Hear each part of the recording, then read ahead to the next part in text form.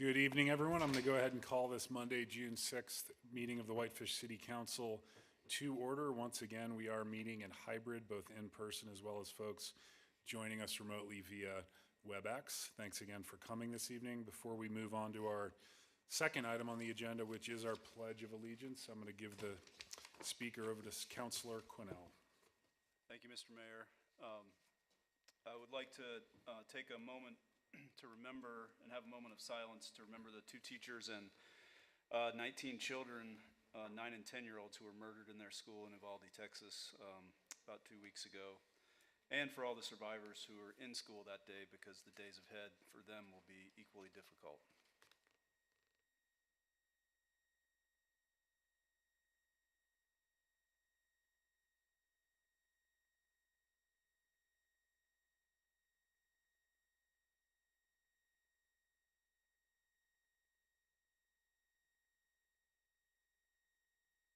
Thank you, Steve. Thank you. Much appreciated. We will move on to our Pledge of Allegiance. Terry, would you mind leading us this evening?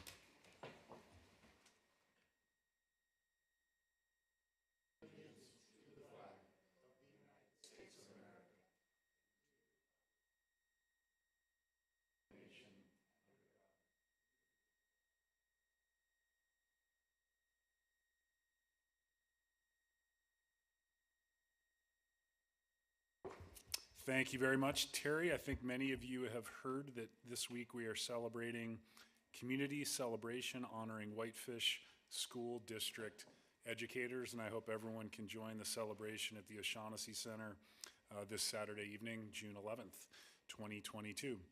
We have a proclamation that we prepared in honor of our Whitefish School District educators, and I would like to read that proclamation now in honor of this celebration this week. And it's referred to as the Whitefish School District Rocks Week Proclamation.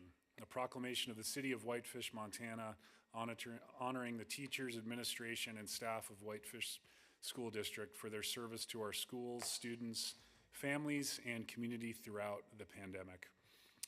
Whereas our public schools provide a strong foundation for the Whitefish community, and whereas there are approximately 1,900 enrolled students and 250 staff employed by the Whitefish School District. And whereas our teachers and paraprofessionals are committed to supporting each student to achieve at the highest level, and whereas the COVID-19 pandemic certainly tested the strength of our community and the Whitefish School District, and whereas our passionate and dedicated staff came together to face the challenges through patience and collaboration while under extreme pressure. And whereas our educators were essential in empowering and helping families support our children through the public health crisis during unexpected school disruptions. And whereas our educators dedicated countless extra hours to supporting their students' academic, social, and emotional well-being. And whereas the efforts by our teachers, staff, and families enabled the Whitefish School District to provide education in ways that were increasingly flexible and supportive of students and their unique needs during the pandemic. And whereas there is a direct relationship between the success of our school and our students, and quite frankly, the overall health of the Whitefish community. And whereas it is an honor to recognize our Whitefish School District staff and to thank them for their special dedication during the difficult times we faced in a health emergency. Now, therefore, I, John Molfeld, Mayor of the City of Whitefish, Montana, do hereby proclaim June 6th through the 12th, 2022, in the City of Whitefish, Montana, as Whitefish School District Rocks Week. So I encourage all the people in our city to join me in this special observance and attend the community celebration honoring our Whitefish School District staff on June 11th, 2022 at the O'Shaughnessy Center. Thank you very much for your attention this evening, and thank you to the Whitefish School District. Thank you very much for those that attended this evening. And we'll move on to item 4 of our agenda, communications from the public. We do have 2 public hearings advertised this evening. If you're here to speak on those public hearings, please wait until I call them. Otherwise, if you have anything to bring to the attention of the council, now would be your opportunity. Just approach the podium, please, and your name and address for the public record. David Hunt, 113 Park Knoll Lane. And I'm here tonight to ask you to postpone item B in your consent agenda into your next meeting. And the reason is that it's recently come to our attention that the code in section 11712 has provisions for property owners to request restrictive conditions that would be recorded and applied to their property into the future. And we didn't know that when we discussed this last week. Ben asked if there were things that the city could do to apply enforcement of the agreement that we reached with the developers last week. And it turns out this code, I think, is a vehicle that could do that. We have been working under a very short time frame with the developers to do this. They've indicated their willingness to put forth in text code that could be submitted to the clerk those conditions, and then that would be accompanying the rezoning going forward. And due to some time constraints in the holiday, we weren't able to get that done for tonight's meeting, and we're just asking if we could postpone this until your next meeting, and hopefully we can get that agreement memorialized for this particular property. Thank you, David. Thank you. Appreciate the comments. Further public comment tonight? Ma'am. Hi, I'm Abby Hughes, 1824 Baker Avenue. I'm the co-president of the Baker Condominium COA. Just revisiting the Peregrine project. If you don't mind, this is advertised for a public hearing. Oh, it is? Yep. Oh, I thought the comments were closed, sorry. I'm sorry, the public hearing is closed, so actually, if you do have comments, now would be your time. I apologize. I was nervous to start out with. No, Okay. you're good. Okay. I didn't help. Okay. Though we weren't contacted directly, we appreciate the letters submitted by Eric at Sand Surveying and Alex at Peregrine on May 26th. We have no problem working with them. We as a COA were caught off guard with the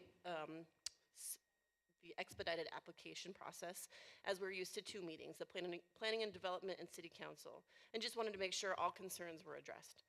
We understand that the 9 parking spaces granted in the easement can be moved anywhere.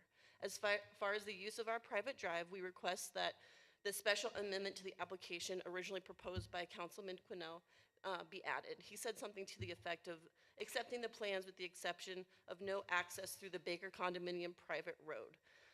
It is human nature to take the shortest route, so the suggested signage and gate arm are ideal. We also wanted to touch on the point to make sure that the northwestmost building, it's kind of up against a bluff, has sufficient water mitigation in place. If it's not properly planned for, the water will overwhelm the drainage in our lot. Thank you. Thanks for your comments. Who's next?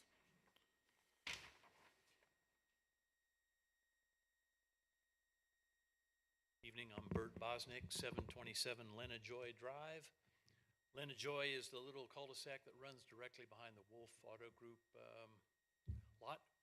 And I shouldn't say represent, but I'm here on behalf of the homeowners. We're 13 different townhouses on that street regarding the Wolf application to back out of the landscape. Sir, this is actually advertised as a public hearing, so if you don't mind holding your comments until I call that hearing, we'd be happy to entertain your comments then. Okay. It's item 7B on the agenda. Thank you. Thank you very much.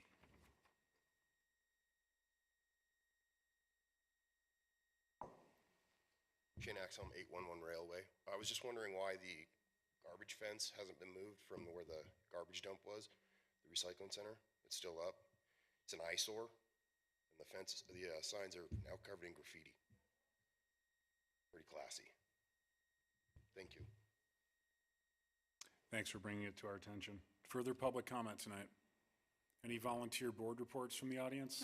John, we do have Sony online. Okay, thanks. Sorry, I was sleeping. Mary, if you'd like to unmute your mic, please state your name and address, please.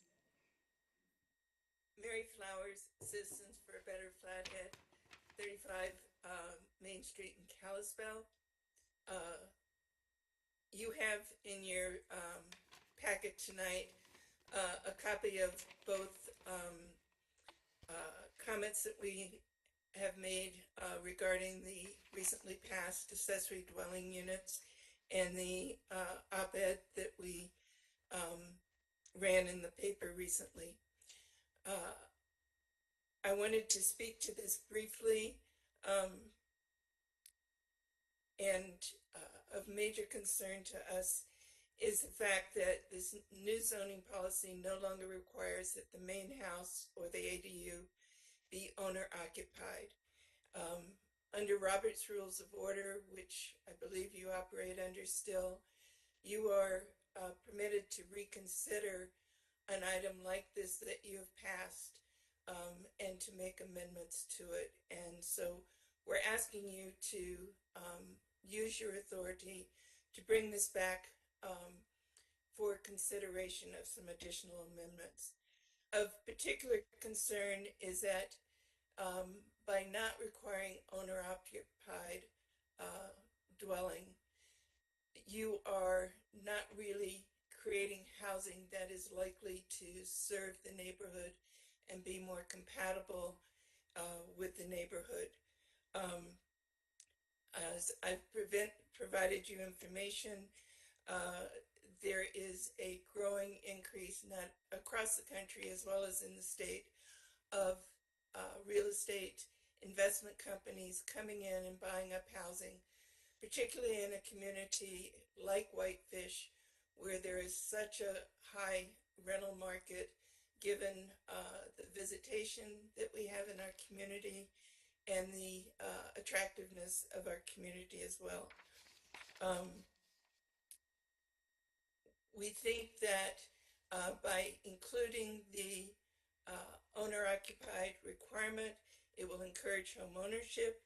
We think it's important to add back in some neighborhood-friendly requirements and to remove incentives that are only limited to 5 years. The housing needs of Whitefish are long-term. 5 years for the incentives that are being offered should really legitimate a permanent deed restriction for the benefits that are provided. In looking at the regulations around the state, we find that there are much more detailed nuances to those regulations that would address neighborhood compatibility, things like minimum lot size and issues that I think are really important to residents of our community, to make sure that we are adding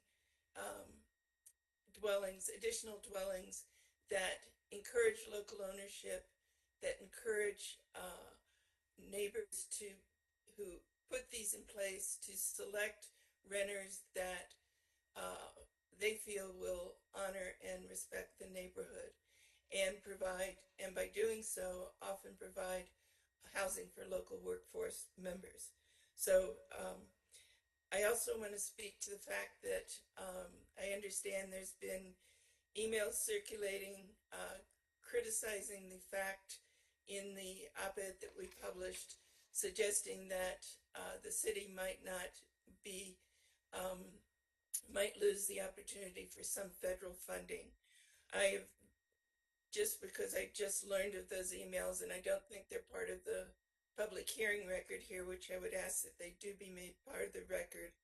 I did just email written comments, but I went through again the announcement of the new housing funding by the Biden administration, and that some of this funding has already been approved, some of it's still to be approved, but I pulled out numerous references to the fact that they have policies within there, and they're working to incentivize grants that can demonstrate that you're ensuring more housing to owners who live in them.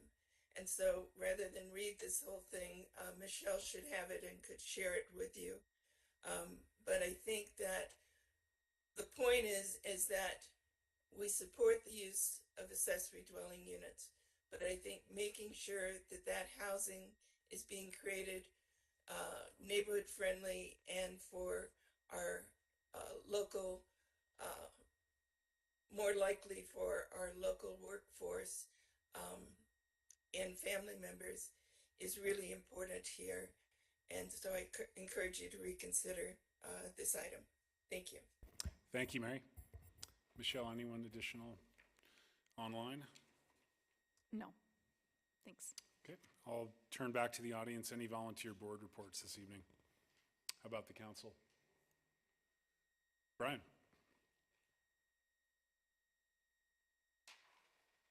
We have an update from our Sustainable Tourism Management Plan Steering Committee regarding our Friend of the Fish banners. Thanks, Brian. Yeah, thank you, Mayor Mulfeld. Councilors, Michelle, do you have that show? Or the slides? I'm working on it. All right. Well, I'll just get into it while Michelle brings this up. Pretty simple request. We came to the city council last year with a request to hang banners that display our community values. It's based on the Friend of the Fish campaign that I know you're familiar with. And the messaging is geared toward visitors, locals, and it promotes sustainability, community values, destination stewardship, kindness, and all the things that we want our visitors and residents alike to get behind. So you did approve this last year. We have some additional requests in terms of how the banners will be located, and I just want to make sure it's clear to the council in terms of what the request is. We've gone from mid-June to mid-October to hit kind of the peak tourist season. And we just, we really feel that that's the peak time to hit the visitors. Michelle, you can forward to the slides that show the 6 banners. So you've seen them before. Take it slow, enjoy the ride, show respect and kindness, recreate responsibly, be a steward of the land, fuel our local businesses, and help us stay healthy. So those are the 6 messages that we'd like to get out to visitors that come into town. It's a good reminder.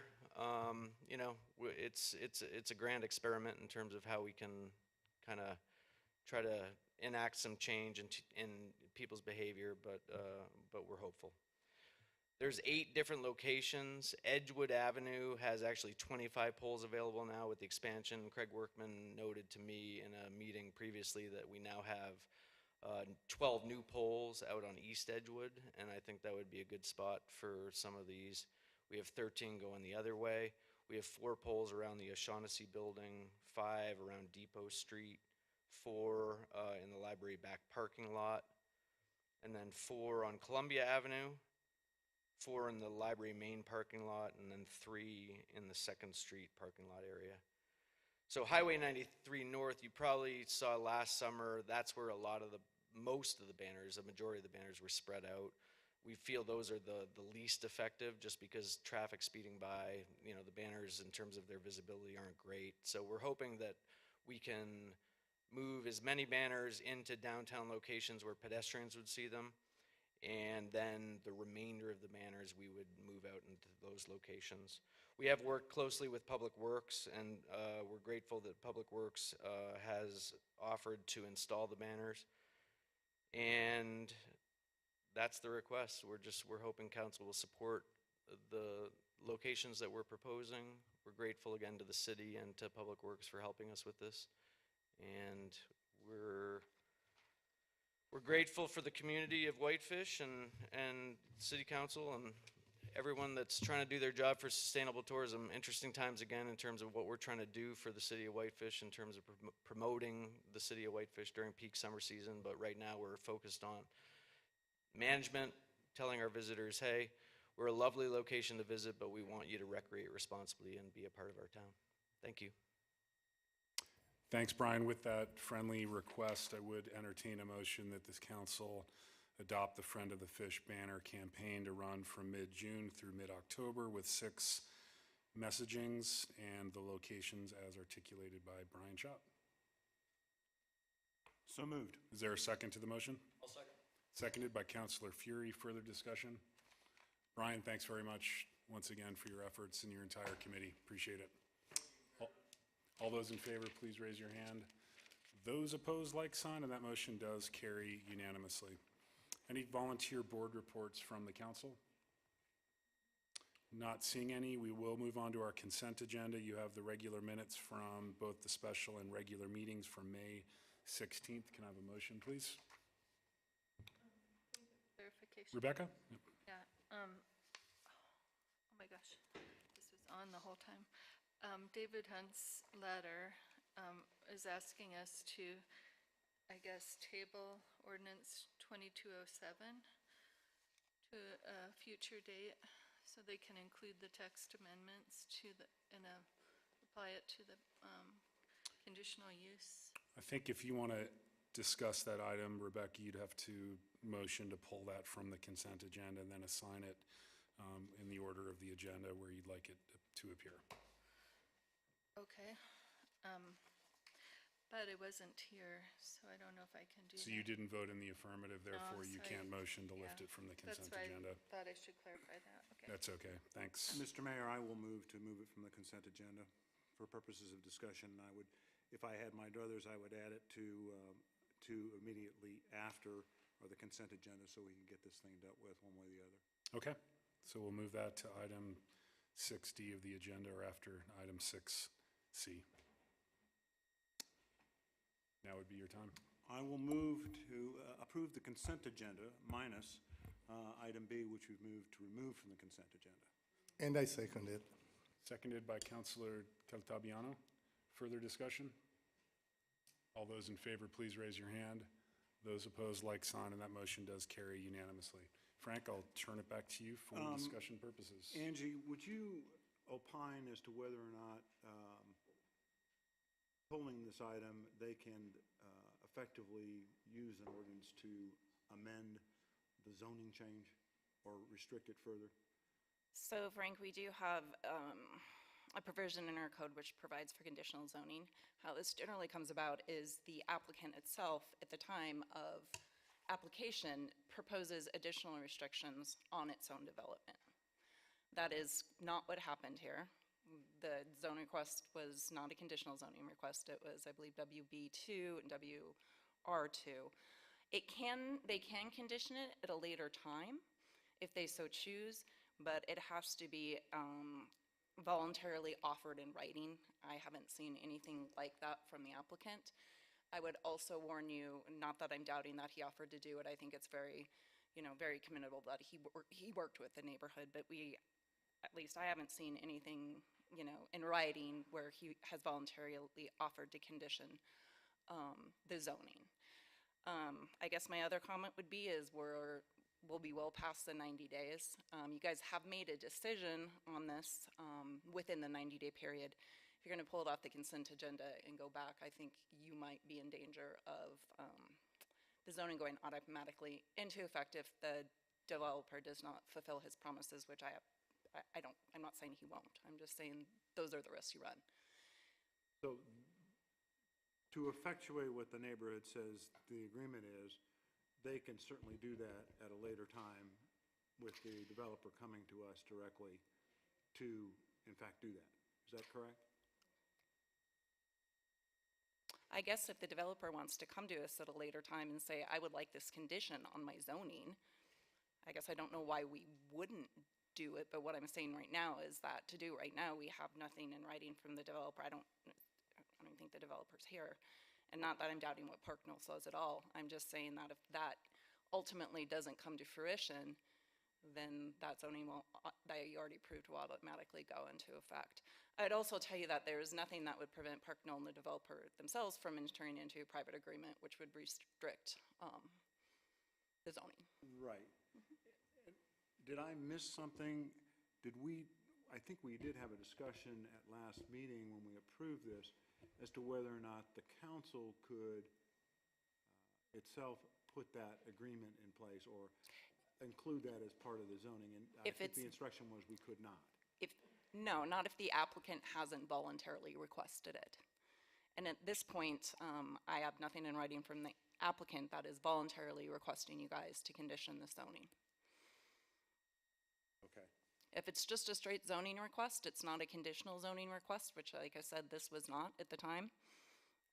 We don't put conditions on zones, but the applicant can request it in writing, but I haven't seen anything to that effect. But If you guys wanted to postpone it and allow him to do so in the hopes that that will come to fruition, it's up to you. But, okay, and so what I also heard from you is if we don't approve this on its second reading, what's the downside?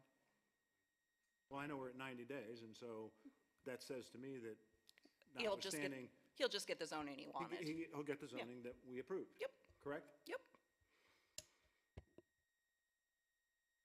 So what we're saying here is there's no real downside to pulling it and holding it to the next meeting for them to get us a written agreement if they want, because he gets what he wants if he doesn't want to enter into that anyway, correct? Legally speaking, but you guys are the ones making the big bucks, so that's your decision. Okay. But yeah, Frank, I mean, you're right. If you guys want to postpone it and they can provide the written consent of the applicant, then we can just go ahead and treat it as a conditional zoning. Although, like I said, this is a really kind of strange, it's the first one I've seen where the applicant himself hasn't originally proposed the restrictions when asking for the zoning. But I don't think it's impossible.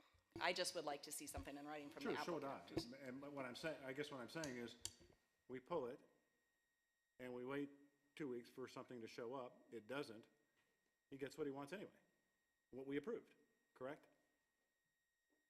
Reading of the ordinance. The ordinance is kind of strange.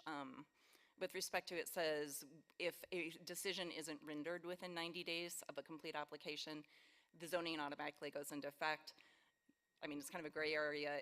Is the decision rendered on first reading when you guys decided that Right. that was appropriate zoning, or is it when it actually goes on the second reading? So it's a little bit gray, but I would argue that a decision was rendered at your first, when you first decided. Steve has a question, then Rebecca. Just as a counterpoint, Angie, there's nothing preventing the applicant from making this agreement and coming in and asking for that condition. Even though he's not here to say one way or another tonight, he could still come back. I've never seen it done, but I don't think I mean, if he wants to restrict his own zoning, I don't have a Right. problem with that. Yeah, okay. I mean, likewise, there's nothing that prohibits the applicant in Park Knoll from entering in a private agreement to, condition that zoning. That could be enforced even if he ultimately sells the property. I understand that could definitely be a concern of Park Knowles is, well, we have this agreement, but how are we going to enforce it if he sells the property? There's legal ways to do that if they wanted to enter into a private agreement. But if the applicant were to come in and say, condition my zoning, I don't know why we'd have a problem doing that. Rebecca, question? Unfortunately, I was on the planning board for 4 years, and I've seen verbal agreements be promised and then not delivered when the build-out happened. And so if this is a way for the neighbors to get some surety that what they actually negotiated is going to be what they get, then I don't see why we wouldn't wait for 2 weeks for their negotiating partner to come in with an agreement to this. It's one of the more awkward parts of being a decision maker in our town is seeing when we've had conditions or we've had promises not be met, and then we don't really do anything about it. And so I think we should be protecting our neighborhoods as much as we can. Andy, and then Frank. I'm just going to play devil's advocate here for a minute because we get beat up all the time for not providing adequate public notice for things that we do. And we held 2 public hearings on a specific kind of zoning that is before us tonight in our ordinance number 27-17 or 22-17. If we're going to be true to that, and if we're going to listen to Mary Flowers, and she's out there, if we would do that, then we're going to bring in and approve a zoning that was never in a public hearing. And granted, it's something that the neighbors want, but what if it was something the neighbors didn't want? I mean, if we're going to be true to our process, let's be true to our process. I mean, my motion would be to go ahead and approve ordinance 22-17 on a second reading. 07. Is there a second to the motion? I'll second, and I'd like to have comment. if I Sure. might. Seconded by Councilor Sweeney.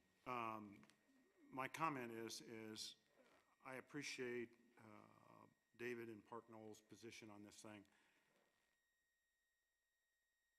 given what I know and what we've heard this evening, David, I can't fix that problem from here. You guys can.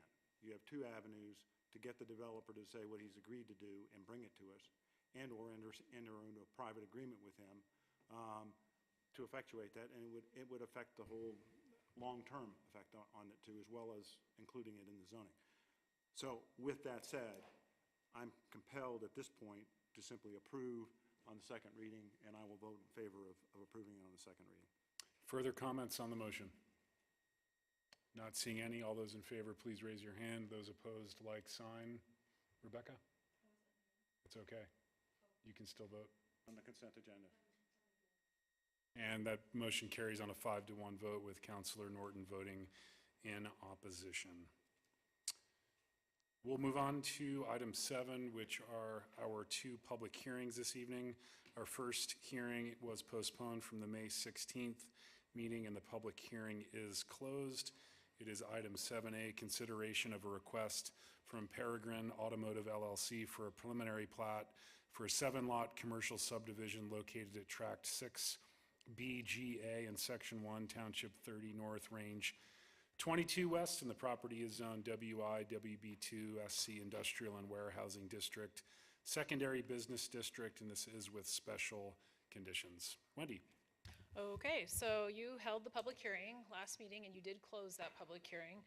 There were some questions about, is there an easement between, on the building, on the lot 2 to the north of this particular project, and what happens with the 9 parking spaces. The applicant did submit some letters to you answering those 2 questions. They do not intend to use that parking lot area as access to their subdivision, and they'll work with the neighbors as far as the exact location of those parking spaces. So if you have any other questions, and I believe the applicant is here if you wanted to ask them any questions about that as well.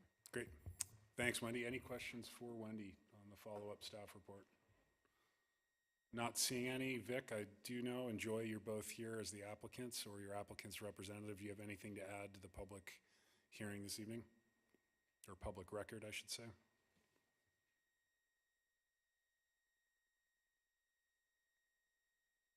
Hello, I'm Brent Foley with Foley Engineering, 105 Village Loop, Suite B in Kalispell, and we're the client's civil engineers.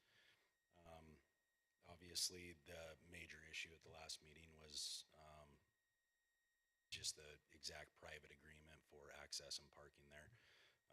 If you've read the letters, we went back, reviewed those documents. There is no access for our client through that property, and it's neither needed nor wanted by them. They don't have any intentions to offer or promote any egress through there for either business owners, employees, or patrons. It's much preferred that they go through the much larger access through the south, and I think that'll be preferred by visitors of this development. As Baker at Commerce COA mentioned earlier, there was kind of a motion in play to create a condition previously. I think the preference would probably be to not put a condition on a private agreement. Of course, that's up to you guys. But it sounds like they're willing to certainly go through and work together to make sure people aren't going through this access. And I'll offer one thing. It was also mentioned drainage prior in their comment. Any of that northwestern corner up there, we really have no option but to interstep drainage flows through there. There might be a very minor amount that goes off the east side of the parking lot there, but we're going to basically be forced to grade it back westward and collect it at that point. So I see no issues providing proper grading and drainage control within that section. Great. Thanks, Brett. Any questions for Brett? Thank you. Appreciate it. Consider a motion. Yes, Mr. Mayor. I move to approve WPP 2202. Am I on the right one? The finding of fact in the staff report and the recommended conditions of approval as recommended by the planning staff dated May 2022, and I would add also as recommended by the planning board. Thank you, Giuseppe. Is there a second to the motion? I'll second it. Seconded by Councilor Quinnell. Further discussion? I just have a quick Steve. comment. Just want to address the comments by Ms. Hughes earlier tonight. They will have to have a engineered stormwater plan before they start doing anything out there. So that will hopefully address your concerns about the northwest corner. And I'm sure you'll be able to work with the applicant regarding egress. I don't think we would need to I don't think we need to add a condition fully about the egress, about the coming through the property. Thanks, Steve. Further comments from the council? All those in favor, please raise your hand, and those opposed, like sign, and that motion carries unanimously. Thanks for coming tonight again.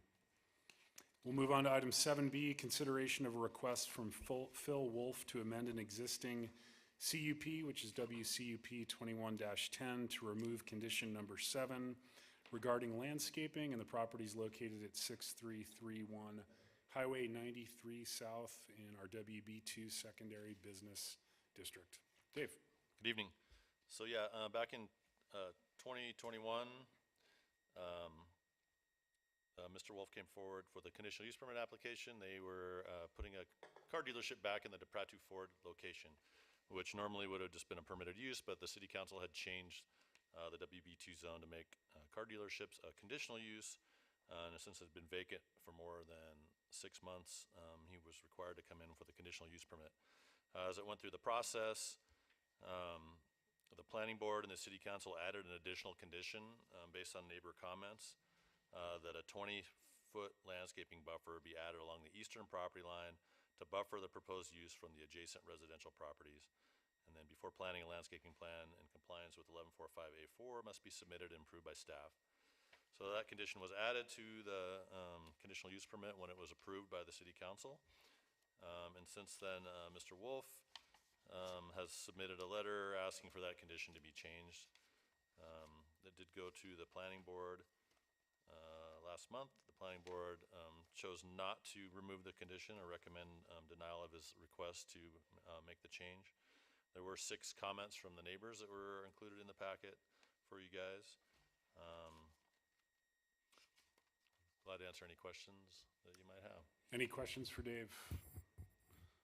Just for clarification, his request is solely based on what he's claiming a financial hardship related to that condition? You know, I mean, I think it's partially, He related references to the statute. It's on, well, on, yeah, on, traditionally we've, kind of agreed with his interpretation that abutting was only when 2 properties abutted one another. And if there's a right of way in between, we never really considered that abutting. So we didn't put that condition on the conditional use permit just because of that.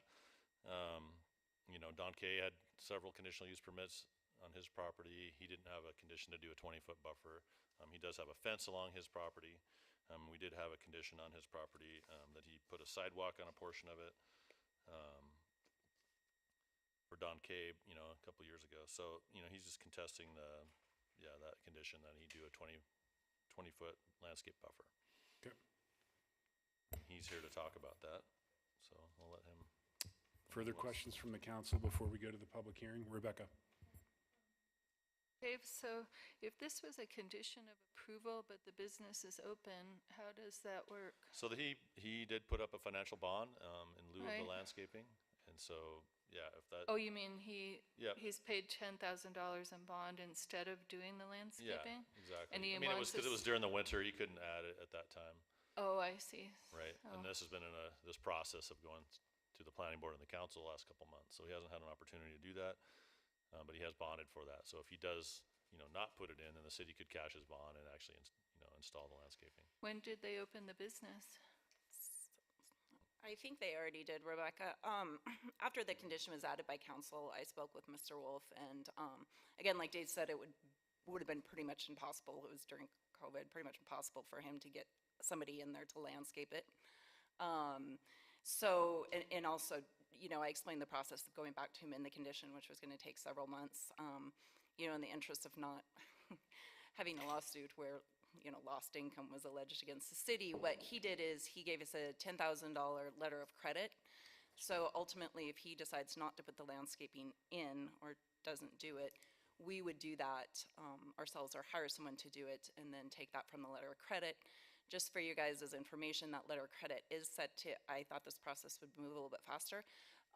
That letter of credit is set to expire towards the end of July. So if this condition is not removed and he is not willing to perform that landscaping himself, we're gonna have to get on it and get it done by then. Okay, and so we don't know the exact date that the business did open? Okay, I'll ask the applicant. Thank you. We gave them a business license. Thanks, Rebecca. Further questions before we open our public hearing? Not seeing any, we did advertise for a public hearing on item 7B, and we'll hold that public hearing now. Is the applicant here, and would you like to add any additional context? Yes, sir. Mr. Wolf?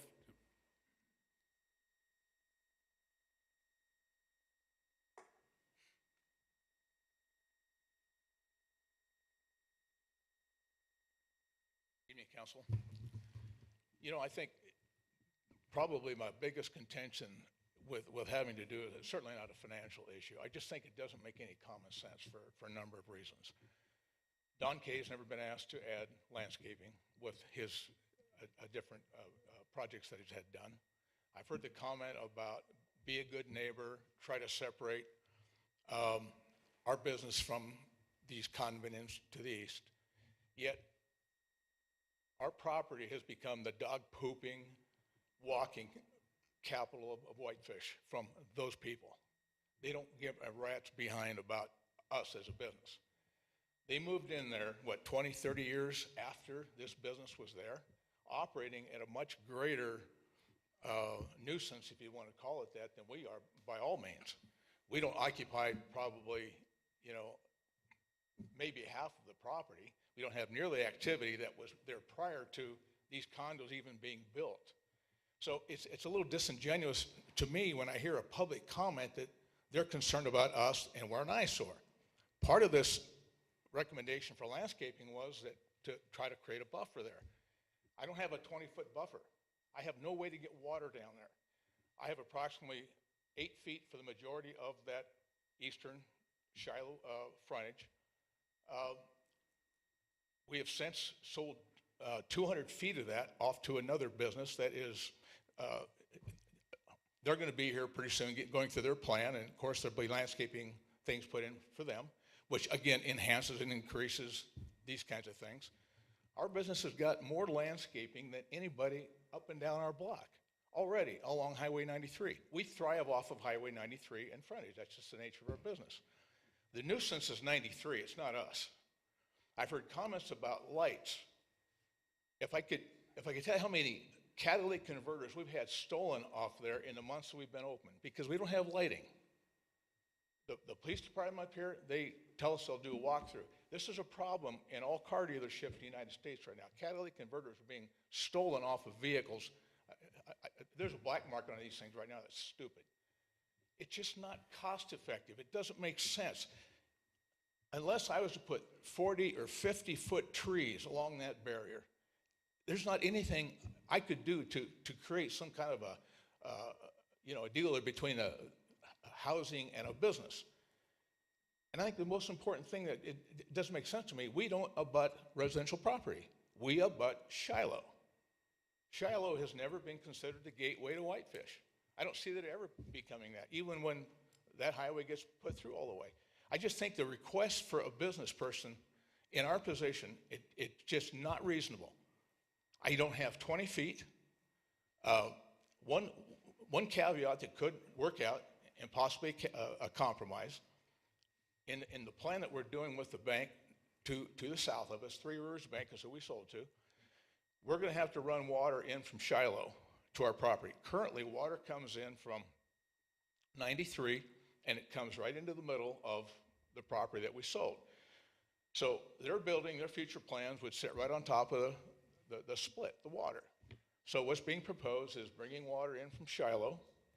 There will be a 15-foot buffer from Shiloh clear to Highway 93. That'll separate both of our properties. The proposal is to bring water from Shiloh, then I could put a drip system up that little drainage area there, certainly not 20 feet. Like I said, I got about 8 feet in there. I'd have some way to water if we did something there. maybe put some trees. I'm not opposed to that. I just think the basic plan that was recommended is not a feasible plan. It's very unfair. It doesn't stay consistent with my neighbors. Wright's Furniture's got trees that have been there for a while. They're 6 feet from the curb. And over time, they've grown up. Don Kay hasn't got any trees. He's got a fence. His business is totally different than ours. He occupies, 110% of his property. He's just a whole different business. We don't have that kind of a business. And I think for a small business person, we've taken an eyesore building that used to be a racetrack for people cutting through there. We've stopped that. We've improved. People coming and going from Shiloh and these apartments, cutting across our property, going through ditches. We've stopped all that. I would think it would be, happy that somebody's there. And, the grass is cut now, and we're not a nuisance to the community. So it just didn't seem to be fair that we were asked to do things that nobody else was doing. And that's my biggest issue with that. I don't think it's legal. I spoke with the city attorney. She concurs with me. She doesn't understand how we don't abut residential property. We abut Shiloh. And your ordinances are vague or not clear. They certainly don't, get to the point where it says that we abut private property. I don't know what's a 60 or 70 feet easement probably between the residential and us. I don't know whatever the common easement would be on a highway like that, but I just think there's got to be a better plan. There's got to be some common sense put into this. That's all I'm asking. So, you guys have any questions, I'll be happy to answer them. Thanks, Mr. Wolf. Any questions for the applicant? Frank? So is your biggest complaint is that 20 feet is too many? Or you don't want be required any buffer at all? What is your... I think on a technical point, Frank, I don't think it's applicable. I don't think it's illegal to request us to do that because of the abutment and your ordinances. That said, I'm not opposed to putting something there, okay? But I can't water it right now. We'd have to tank, water down to it. We can do that too. It's not a problem. I proposed that originally when I originally sent a plan in. If we did that, if we put trees, we'd have to tank it. I'm not opposed to having something, but nothing short of huge trees is going to create any soft approach to these people looking west. Our building sits up. They sit lower. Our building's taller. It's just not possible to change what residents are seeing, no matter what we do. Certainly in the next year or two, I could concur. So what I'm hearing from you is that your chief complaint is that you shouldn't have to do it at all, notwithstanding that it was a condition of the approval of your conditional use permit. Right. And that your secondary position is that it's just too big. I mean, you're going to bring water in from Shiloh to do some work anyway. You just told us that. So that's the compromise. I think if short of a lawsuit, I'm not here to sue people. Okay, I don't think it does anybody good. Short of a lawsuit, I think that we could put some trees there, but I'd like to have a chance to get water to it as we bring water up from Shiloh to the bank and redirect our water. They're supposed to be breaking ground, I think, in January, February. They told me, the engineers have told me. That buffer, we can run water up and then run north up that easement so we can water whatever we put in there. Had we put stuff in there the way this gets abused with dog owners, I don't think anything would have lived in the first place. It is that abused. So I didn't know that a year ago when we were here. I wasn't aware of the different requirements of Whitefish. We've had businesses in Jackson Hole, so I'm aware of some really crazy things, but I wasn't aware of it here. So in the last year, I've learned more about the community and what was required. And so, yeah, I just thought, it doesn't make sense, number one, to do it, but maybe there's a compromise. So answer is yes and yes to, what you're hearing, Frank. Okay. Further questions for the applicant, Rebecca? Then we're going to go to a public hearing.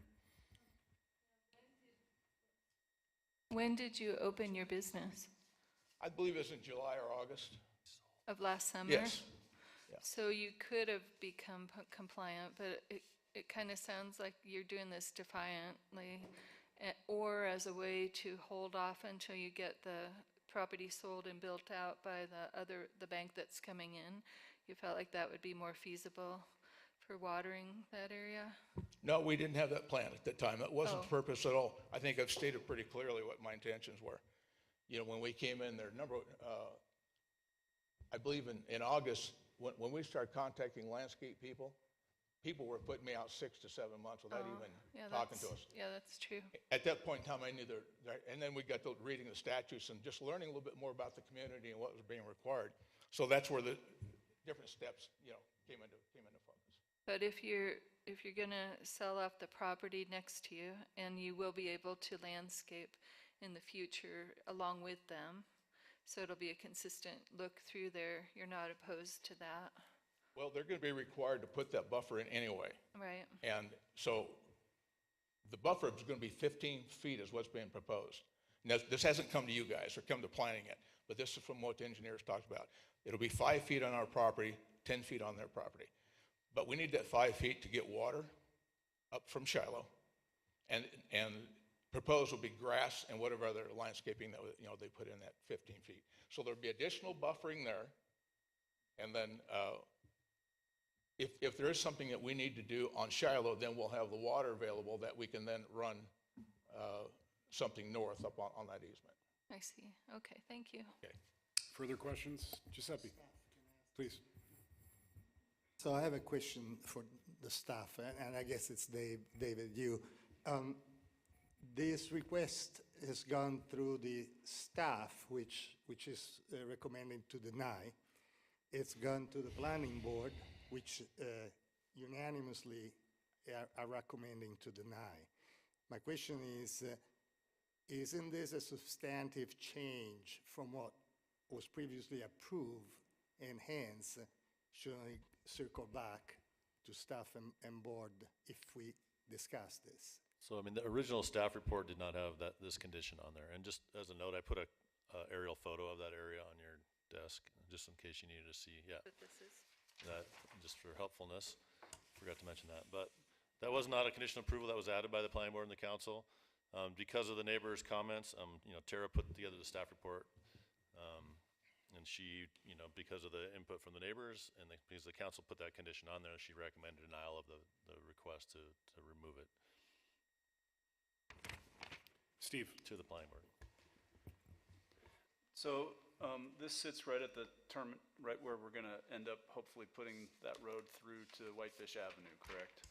And correct. That the properties to the west of the new Whitefish Avenue will be zone WB2 most likely, correct? Or I think we already approved that. To the west is WB2. Yeah, I think to the east is going to be, at least at the planning board stage. I forget if it's come through, where the zoning. Zoning will be coming forward, with a request for WR2. So what will the business owners be required to do that are going to abut the new Whitefish Avenue, whatever that connector is? What will they be required to put in? You're talking about like the bank that's being proposed? No, to the north of this property. So when that Future development. Development along this new along this new connector road that connects the two, will they be required? Because to the east of that new road is going to be residential. To the west of it will be commercial. We would not consider that abutting. It's going to depend on which way the businesses face. If they're coming off of Whitefish Avenue, then they're going to have different landscaping requirements and parking lot requirements than if they're coming off of Highway 93. So this is the back of Mr. Wolf's property. Yeah. What is he has no access onto Shiloh off the back of his lot. What is the landscaping requirement on the back of a WB2? Abutting a public right away. If it abuts, it's supposed to be a 20-foot landscaping buffer. But if it directly abuts a residential use. No, what about abutting a right-of-way? Yeah, I mean, I can, hang on a sec, I can look that up. Okay.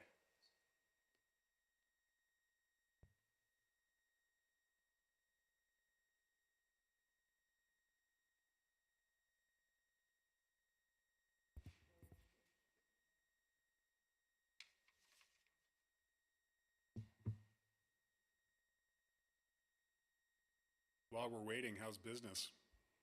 Business has been good. Good. Yeah. We've got some cars. That's always encouraging. Do they have any catalytic converters? Forget what we're paying for them, but You literally have catalytic converters being we're taken getting off I mean, cars. we went for a string of 2-3 a night.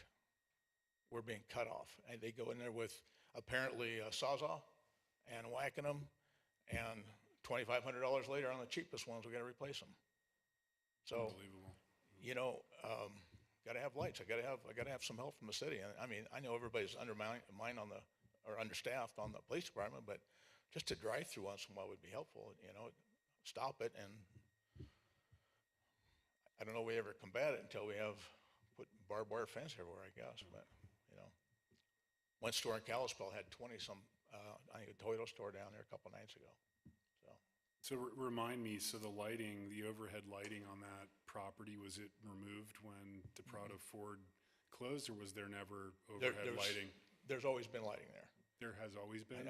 We just haven't used it all the time, but this prompted us to start using it again. So you do have lighting that functions? We had to replace all our bulbs with the greatest lumens we could find and start activating lights. We just didn't have any choice. Sure. So, Dave? Yeah, so just in the B2 standards, it just talks about when it abuts a street, along a street frontage, a 5-foot wide landscape buffer shall be installed with one large canopy tree per each 50 feet of frontage, or 2 small ornamental trees per 50 feet of frontage. And then if it's a parking lot abutting a street, an additional 5-foot wide landscaping buffer, 7 feet wide if curb stops are not used, with a 50% visual screen. So that's what's required along that buffer, and would be required by any, future uses. By any new It's a business. 5-foot landscaping buffer, yep. By any new business that faces 93, with that being their back property line, would be required to meet those standards. Yeah, I mean, because it's anywhere it abuts a street, it has to have that. Is it technically a parking lot? Well, I mean, either way, it's the same requirement, so a 5-foot buffer, whether it's a parking lot or just against the street frontage, is a 5-foot Okay, landscape. I thought you meant 10 feet. And then, Craig, will that all be sidewalk required across that new, so there'd be the sidewalk and then the 5-foot buffer, or the sidewalk would be in the 5-foot buffer? No, the sidewalk and the boulevard would be within the right-of-way, and then this would be 5 feet back of sidewalk. Okay. All right, thank you. So that's what our code reads, Angie, which is different than how this condition was crafted. However, when considering a conditional use permit, we can apply additional conditions to mitigate what we perceive as an impact, correct? So it's very discretionary. They are pretty discretionary. What I would caution you is that conditions on conditional use permits must be closely tied to the problem you're actually trying to mitigate. And was that problem clearly defined during the original public hearing? I was kind of a little bit at a loss with that condition, truthfully. I think Mr. Wolf has a good point that, he can put some bushes up and stuff, but if you're really trying to buffer this from the neighborhood, I mean, we had the same problem with Town Pump. I mean, those little tiny trees are the only trees that they could get.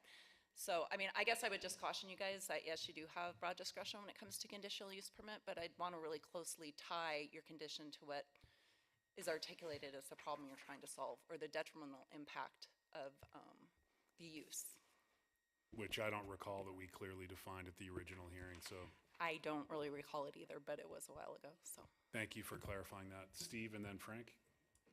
Just, so the bank coming in is also gonna be a CUP, right? Because it won't be, will it be a permitted use? Nope, it's a permitted use, just a building Okay, permit. so it's not so it's not above the square footage I threshold? mean, I haven't seen the plan, so yeah, there might trigger Okay. the conditional use permit on the size, but as Well- far as I know, it's supposed to be underneath that, but. Since it's a new lot, will they be required to put a sidewalk in on the back portion along? There was no subdivision as part of that, so there wasn't a requirement to add the sidewalk. Okay, that was all one lot? Or that was It was a separate boundary line lot? adjustment created it, yeah. Okay. Frank? Dave, just so I'm.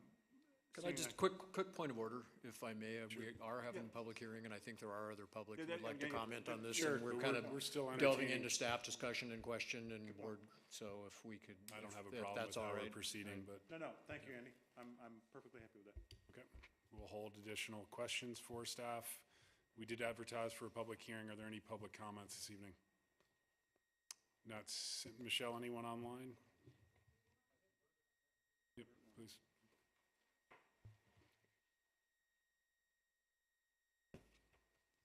Wolf makes a very compelling argument there. I'm one of the neighbors directly behind him. We were the group that kind of brought this up to you guys a year ago about this time to get the conditional use permit to include the landscaping, buffering, fence, trees, something. It wasn't clearly defined, but we kind of were looking for something along the lines of what Don Kay has done. He's got white fencing, taller than me. I'm going to say it's 8 foot tall, and trees along his path there. Wrights, as the comment was made, has overgrown trees that effectively kind of block him out. It's not super neat, but it does a decent job.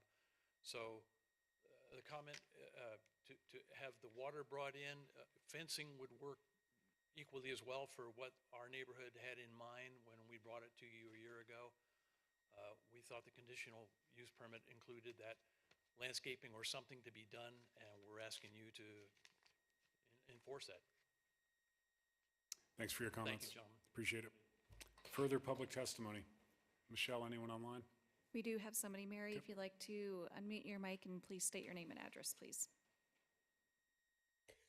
Mary Flowers, Citizens for a Better Flathead, 135 Main Street in Kalispell. In looking at the code 11.4-8 buffer regulations, it does require that buffers shall be required between dissimilar districts or uses in accordance with the provisions of the zoning ordinance or as a condition of zoning, conditional use or variance approval. It also goes. I think you're muted, Mary. Or we lost you.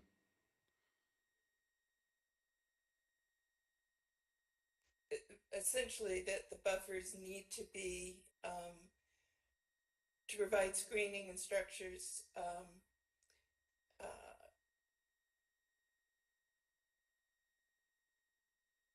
so as to, really provide screening for the property.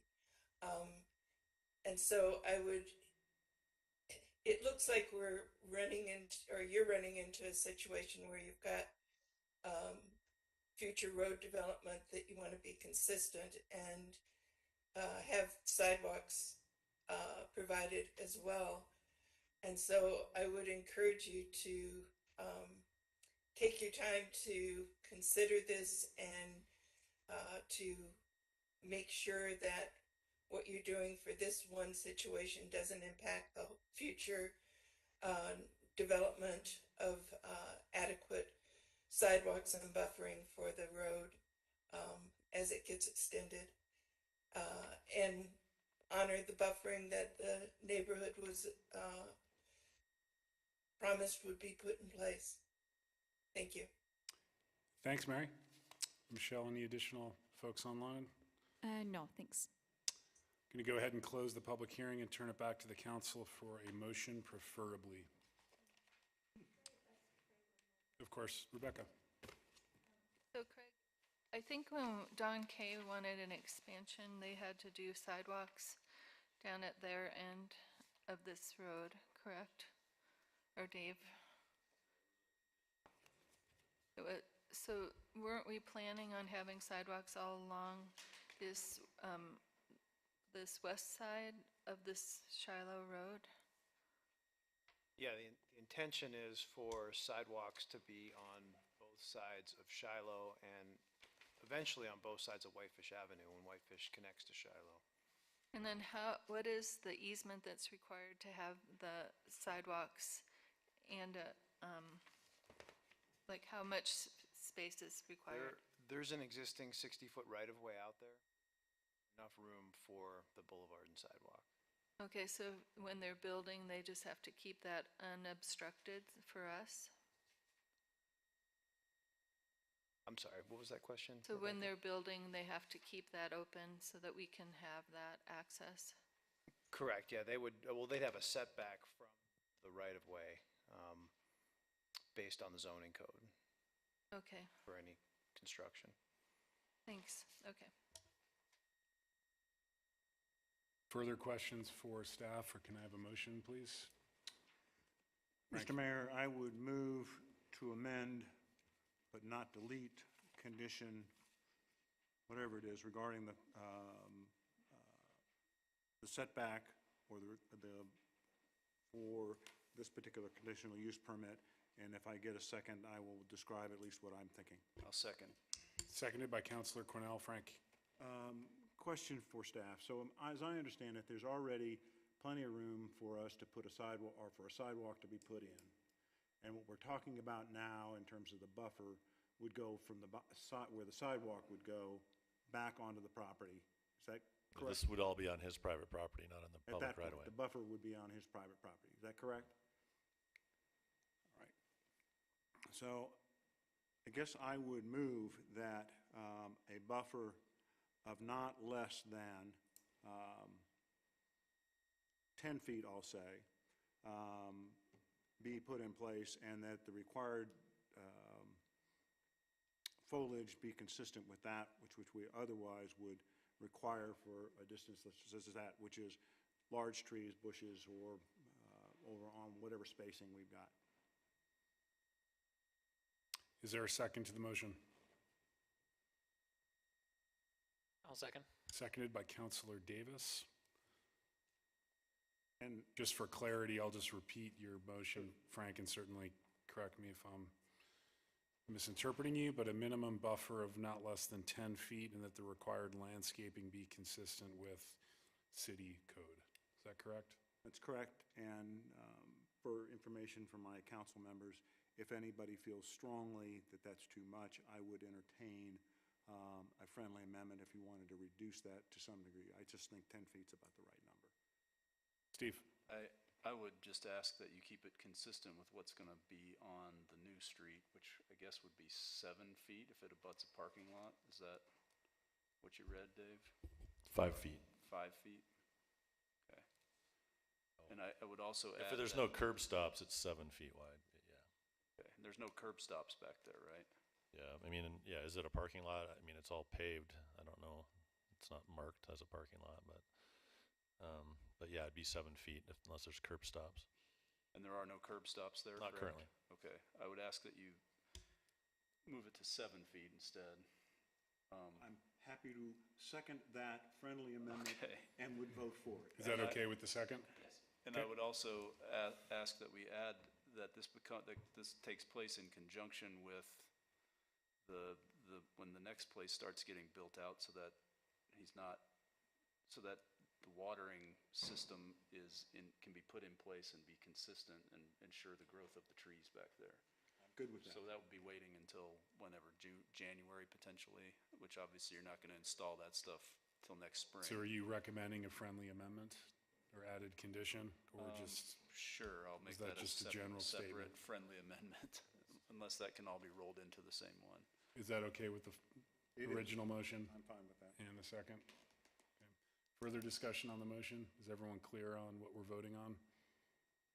Andy? I think I'm pretty well clear, yeah, and I agree with the 7 feet. I think it's appropriate because Mr. Wolf did say that there would be water possibly brought in from Shiloh Avenue, which would then require a curb stop on there, so we would want 7 feet, so. And that's consistent with the rest of the WB2 zone, so I think that that's appropriate. Further discussion? All those in favor, please raise your hand. Those opposed, like sign. And that motion carries unanimously. Thanks, Mr. Wolf. We will move on to item 8. You have a letter from the Whitefish Municipal Golf Course enclosed in your packet. We'll hear from Angie first regarding the golf course's proposal, and then we, of course, have Terry Nelson, our esteemed general manager, here on behalf of the Whitefish Lake Golf Club to answer any questions or add any commentary. With that said, Angie. Good evening. So as you are all well aware, I'm sure, we have a lease agreement allowing the Whitefish Lake Golf Club to operate the Whitefish Municipal Golf Course and the pertinent facilities. It does, section 6 of the lease does provide that the golf club will not make any major improvements or alterations costing more than $200,000 without the written consent of the city. They have notified the city they're planning a remodel and upgrade of the clubhouse, and that the cost of the renovations is expected to exceed $200,000. And I guess I can probably let Terry talk a little bit more about the specifics, because I basically cut and pasted from his letter about what they're actually doing out there. And it's scheduled before the Architectural Review Committee, I believe, tomorrow. And there's no financial impacts or requirements immediate from allowing them the renovations. And so staff does recommend that the City Council provide consent for the proposed remodel and direct staff to memorialize such consent in writing. Thank you, Angie. Any questions for Angie on her staff report? Terry, anything additional to add? Thanks for joining us. Thank you. I'm Terry Nelson from the Whitefish Golf Course. Just as a condition of our lease, we've asked for your consent, which is required for us to make improvements. What we're doing is the improvements will stay in the same footprint. We're not expanding the footprint of what we're building. It's just some use of the current property can be enhanced by remodel and upgrade. The section of the building that we're looking to mostly to remodel is, if you're familiar with, is the bag room section behind the golf shop, and it will also include in time some improvements to the kitchen, some efficiencies there. So I don't know how much information you want me to give you, but we're excited about that. The golf course is going to offer some new opportunities for our members, including a couple golf simulators that can be used year-round by our membership, and those have been really effective and successful and appreciated in all the other courses that have been adding those. So that's a big thing. If you're familiar with the course at all, Doug Reed quietly operates out of an office that's not much bigger than here to here. I mean, I doubt if it's yeah, it's ridiculous, and he'll get a new office out of this. So will Tim. Tim's in a closet to speak of, and so we'll add some office spaces on a second floor above that bag room. So anyhow, that's kind of where we are. Estimates probably, we're working on that with Montana Creative. It's probably 1.5 million by the time we're through. As everybody knows, nothing is inexpensive these days. I get sticker shock with everything, but it's kind of where we are. Thanks, Terry. You bet. Appreciate the input tonight. Giuseppe. Mr. Mayor, I move that we provide consent for the proposed remodel and direct the staff to memorialize such consent in writing. Thank you, Giuseppe. Is there a second to the motion? Second. Seconded by Councilor Sweeney. Further discussion? All those in favor, please raise your hand, and those opposed, like sign, and that's unanimous. Thanks, Terry. Great to see you. Good luck.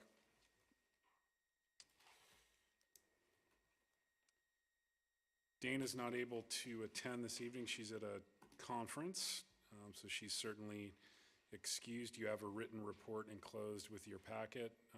You may direct any questions you may have to Michelle, who's the acting city manager in Dana's absence. Any questions for Michelle?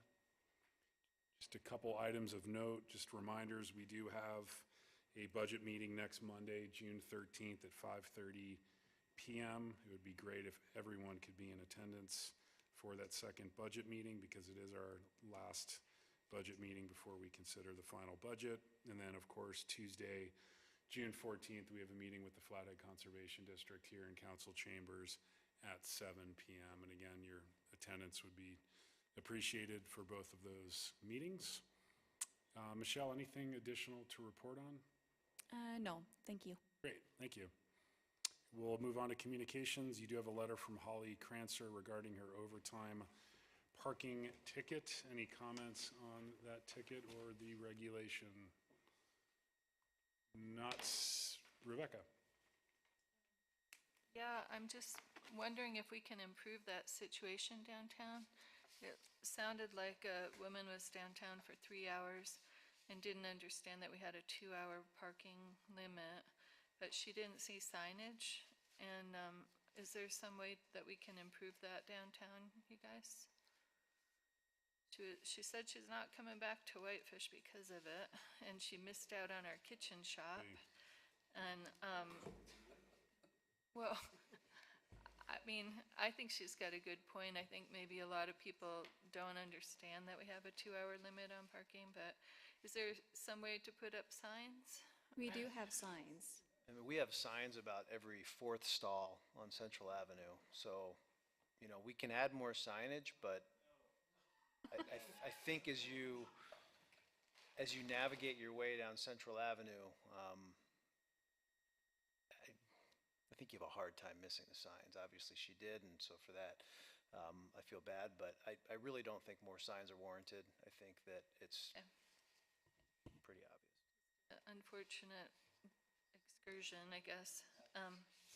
Okay, I thank you. can add to that too a little bit. You know, I do encourage the motoring public to ensure that they read rules and regulations of towns that they visit, because there is different parking regulations and those type of things in every community you go to. So it is, we get those complaints on a regular basis, and we try to explain that it's the operator's responsibility to ensure that they read the signage, not necessarily directly in front of the parking stall, but the area surrounding such. And I believe our signage is accurate and is in accordance with Montana law. So.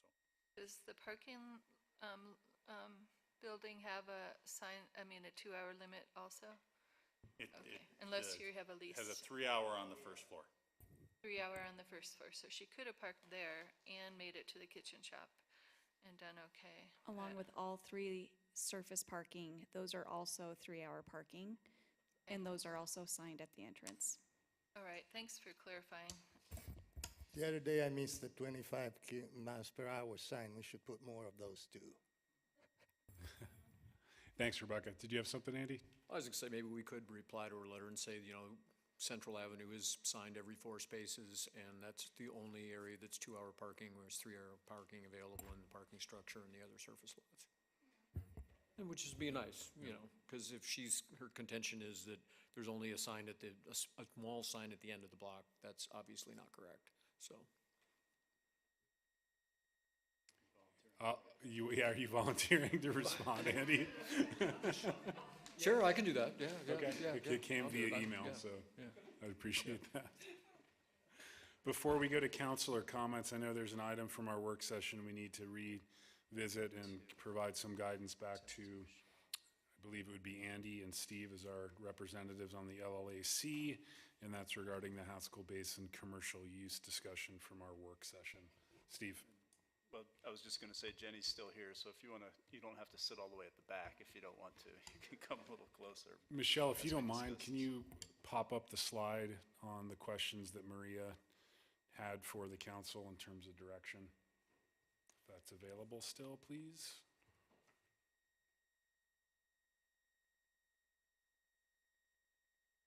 If I could. Sure. Since you stuck around, Jenny, I'd like to ask you, what are your concerns for the Nordic Club, if, based on what you've heard tonight so far?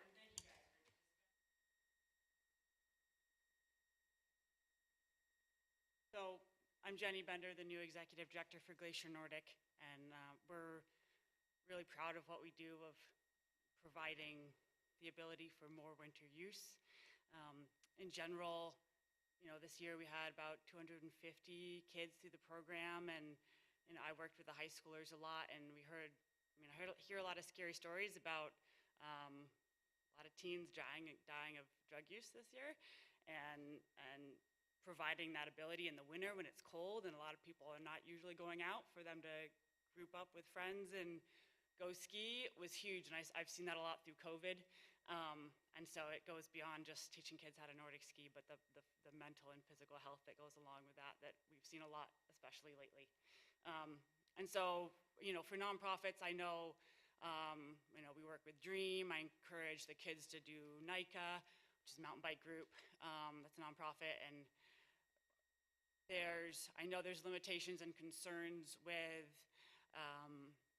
the amount of use there, and I think one of my comments earlier was that commercial versus overall use. Because there is now starting to be a limitation on non-commercial, non-public use. So less nonprofits that are being allowed a permit for use that I saw this year, and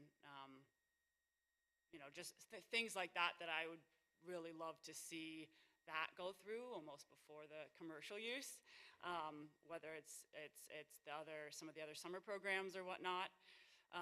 For Glacier right now, Big Mountain's huge for us. We've seen times of no snow and down the golf course, and that's brutal. So we're really fighting for elevation. We're trying to get a potential play area groomed at Holbrook, just across the road. But Big Mountain, I mean, the ability to have events there will be great, and we've been. My one question, I guess, was if I know the comments, we submitted comments. I know a few others did that weren't in the presentation, and the numbers weren't. Those weren't talked about or brought up. So I don't know if you guys had any questions on that, or if you saw that. We have some summer training and groups, but our use is much less. So we really obviously focus on in the winter, and Big Mountain is really important for us, not only just for the programs, but just for what we do and supporting the community and the ability to come out and get another mode of skiing and other than at the mountain. So trying to promote that to newcomers and people who have been here for a long time. We do struggle when there's with our cap number, but we try to spread it out when we haven't been at 75 participants often. Programs mostly are after school, and so but when there's no snow, that's our big difficulty now of figuring out how to accommodate for that. And so for us, it's going up in elevation, and then also figuring out just other locations to groom and to provide.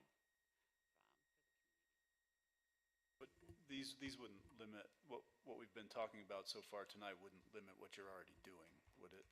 So the current slide does have lower numbers than what we put in the comment. So it says 2 days a week, and we're for winter, 2 programs, and we're requesting 3 because I'm trying to have an adult program at some time. This being said, any increase of numbers would be spread out, so it wouldn't be during the same time, because understanding that we're not trying to clog up the trailhead by any means. So it would be, whether it's in the morning or whatnot, it'd be spread out throughout the day, whatever extra or within that number that we're trying to offer. And so it's just to different age groups. So yeah, I think we in our comments initially I think there was some confusion because in the past we weren't requested to do a summer permit, and so we've had fall dry land summer training and then winter. And so we were discussing having a on snow December through March versus when we have programs and we do dry land, which is a lot of running and hiking and all sorts of random stuff. We can be a lot more flexible with that. So those numbers are much lower, and those are the high school and middle schoolers versus our youngest kids and a majority of the actual people who are getting onto Nordic skis. And how much of that time, even in the dry land, do you spend actually on the reservoir trail rather than on the roads that are up there? We're pretty flexible with where we go. I mean, we do use the trail systems quite a bit. A practice is around an hour and a half. So it's, I think on the summer there we have a request of 2 uses per week for the summer, and just we have requested to bump that number up from 25 to 35. But the ability, I think, for us to promote multi-use and different ages and programs, and as well as for non-paying people and different locations in the winter is especially important. And we get a lot of newcomers, a lot of people not a part of our programs at all. who use our rentals and who ask us a lot of questions, and it's awesome. And the same with the desire to host some races there. We haven't done that in a long time, and that would currently not be included in what was proposed of the 2 events bigger than 100 people. Or I guess technically now if it would be 1 event that everyone might be battling for, that's over 100 people. And so maybe separating the ability to have summer in a certain capacity and winter in a certain capacity could kind of help separate that a little bit, because it is a different wear and tear on the trails and snow use and whatnot.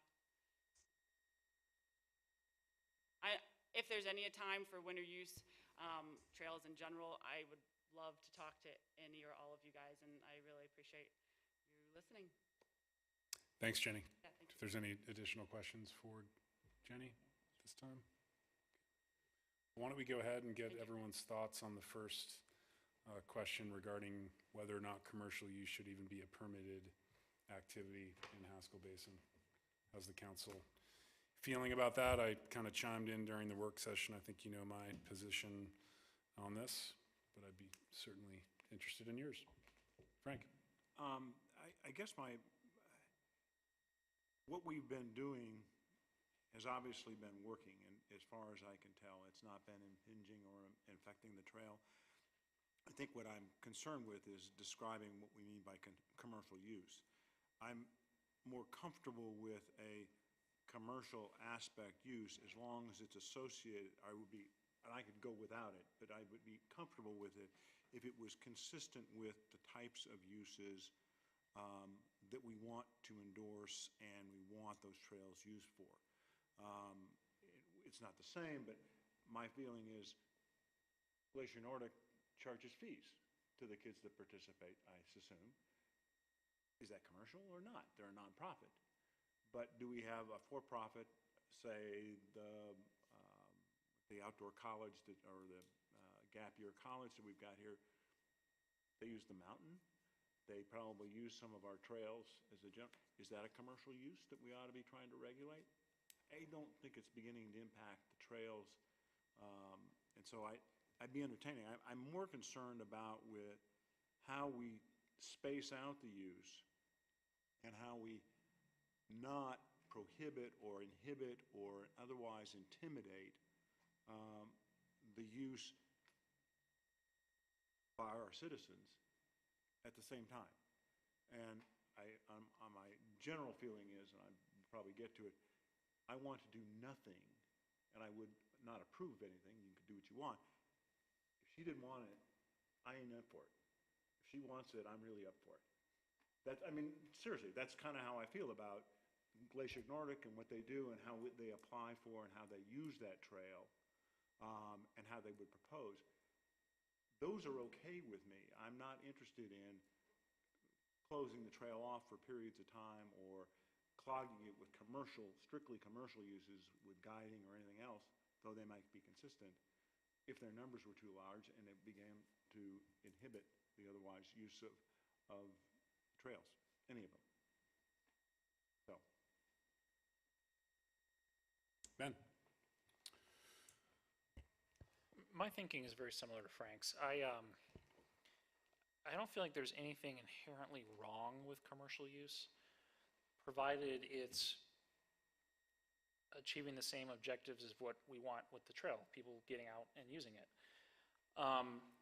With the important caveat that as long as it's not detrimental to the general public, and overcrowding is detrimental to the general public. And so, in my mind, I don't know that expressly banning it is the first place I would go with it. It would be managing it, if possible. So when people go, and how many, and recognizing the fact that certain seasons and certain days are much busier than others. And, frankly, having a giant event on a Saturday in July may not just be what is a reasonable thing to do. And I also think that, if we are able to accommodate our partners, the legacy partners and the Nordic Club, as Frank said, I would lean in that direction if we can do that. unless, again, it's becoming excessive and detrimental to the general public. So that's my thought on that question. Rebecca. Yeah, I don't think we have to do commercial. I think just listening to the work session, there's plenty of not-for-profit recreational uses that we could be enhancing for the community. And I have to say, it's one of the most amazing parts of our communities is to have gotten that done. Thank you to everybody up here. So maybe in the future, if there's a really important need for going commercial, but at this point, I feel like after listening to the public comment, especially Rhonda Fitzgerald brought up all the races that used to happen down there that Andy participated in, and I sort of feel like it's that should be clarified first. Like, what if the not-for-profits that are raising our children and teaching them the values that we want in this community, like maybe they should be surveyed first and see how much more they would be using our trail system if they had the opportunity to do so. And then if nobody says we want more time on it, then we could actually maybe open it up. But at this point, I think with our over-visitation and parking restrictions in certain places, I probably don't think it's time to do it. But, you know, I'm just one person. Thanks, Rebecca. Further thoughts from the council? Frank?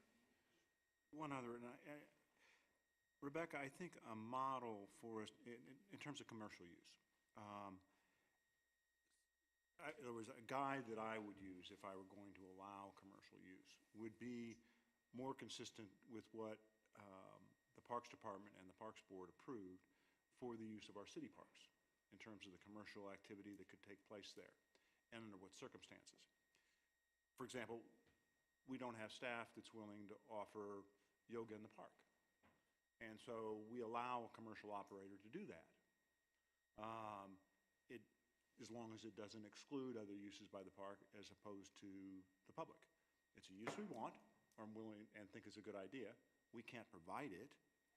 And so maybe we think about commercial uses in those kinds of, so if a nonprofit is not operating or offering a particular use that we might think is a good use for the trail, maybe we let the commercial operator do it for as long as we're not doing it. I'm just throwing things out there in terms of how we might, again, we're looking for recommendations or thoughts on how we might be willing to tolerate it.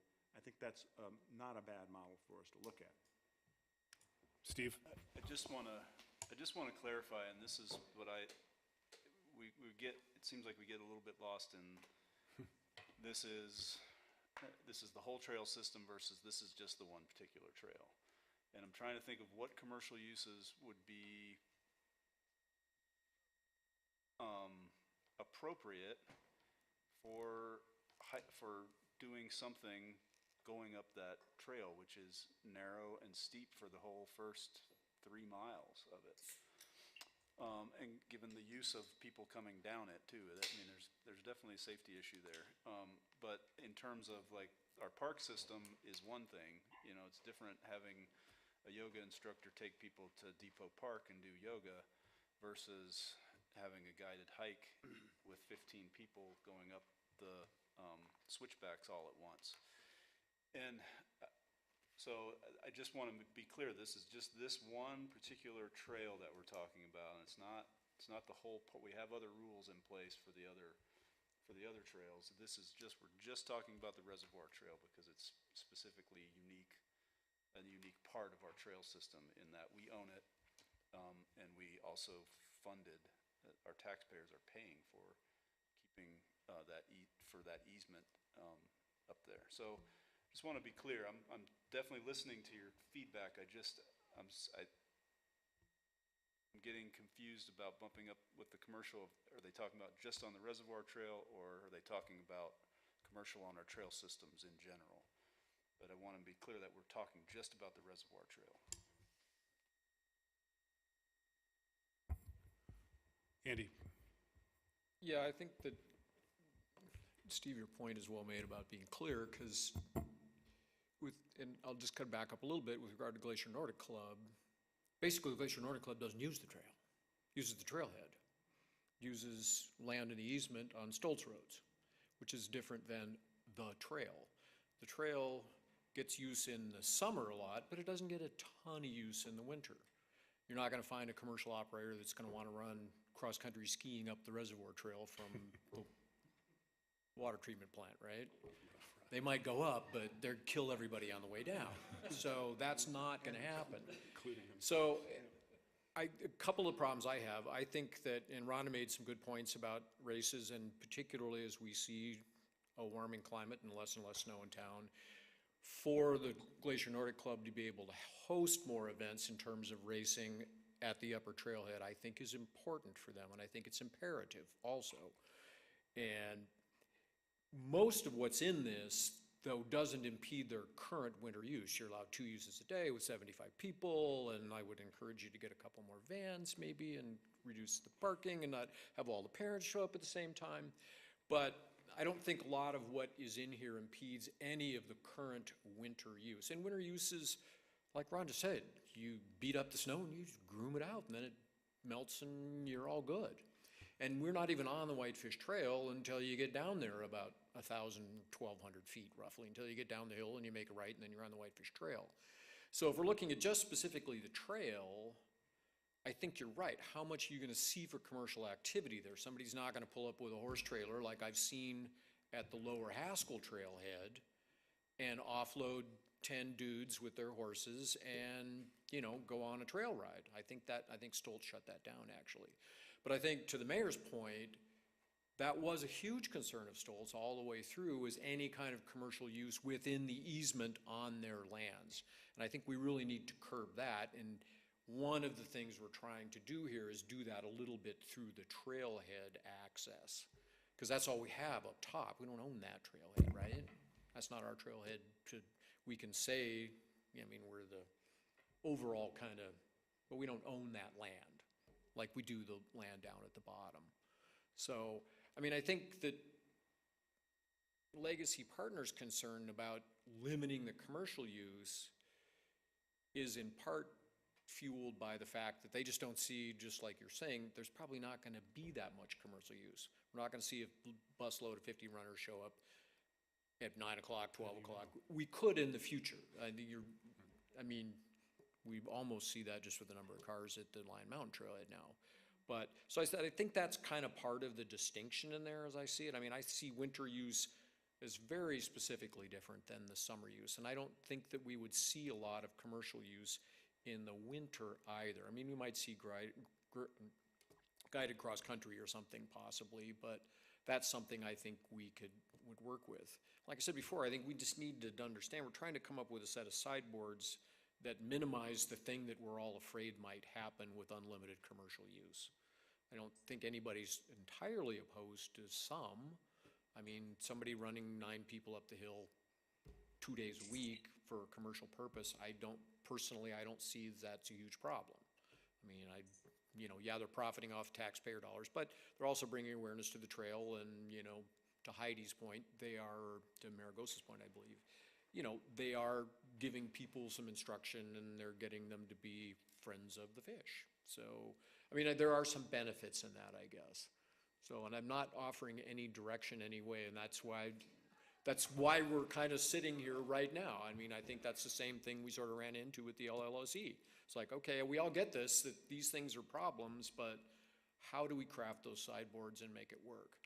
I am of the opinion, though, that if we open it up, it's harder to close it down, and to start with a smaller number of things that people can do is better than starting with just anybody do anything. So.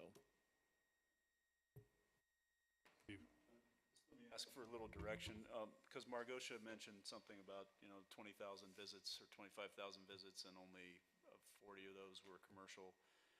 My question to the council is, okay, we know that there's 25,000 visits. Do we need to add any commercial on top of that 25,000? That's kind of my question. Giuseppe. Well, since you're polling us, I'll give you my thoughts. My contribution is to go exactly the way the staff has proposed on all points. Correcting if there was a typo on the greater or lesser, but like we discussed before. Thank you.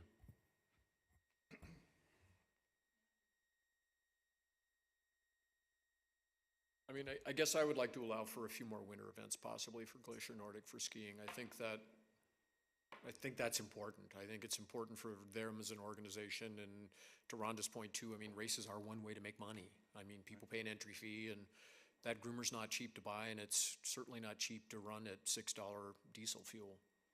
Right. No, I would concur with that. I would, like I said, if Glacier Nordic wants it, let's make it happen, or make it possible anyway. I mean, I think we can differentiate in my own mind, particularly since we're talking about one trailhead.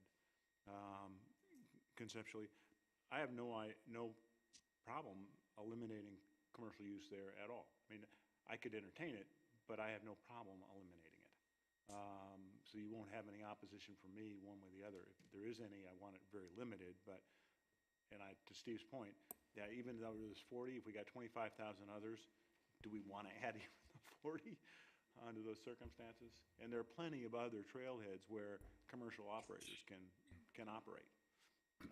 They can get approval from DNRC and on they go.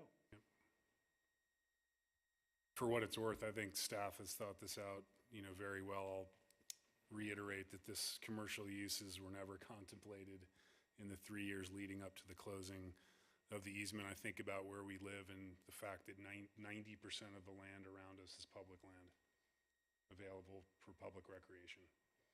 And we have the one chance and one ability to manage this trail system a little bit differently than the other trail segments that we have in town through licenses or easements with the DNRC. And let's make this trail about the community, and let's not commercialize it. And I feel pretty strongly about that we have an opportunity here for what was intended to be a public recreation easement that was funded by Forest Legacy dollars, habitat conservation funding from the U.S. Fish and Wildlife Service, and by our residents who overwhelmingly increased the resort tax by an 84% vote.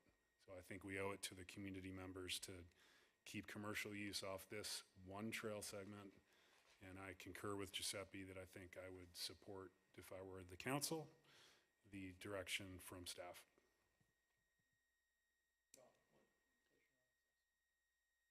I don't have a problem with increasing it to 3 events. It's not commercial and it's nonprofit. Yeah, and I think if we went for 3 events, I mean, Yeah. and we can take a look, I mean, we may only still have one, I mean, who knows? Right. But I think, Steve, have we got direction to go back with at our next LLC meeting? To go get beat up by Heidi one more time? Yes. Sorry.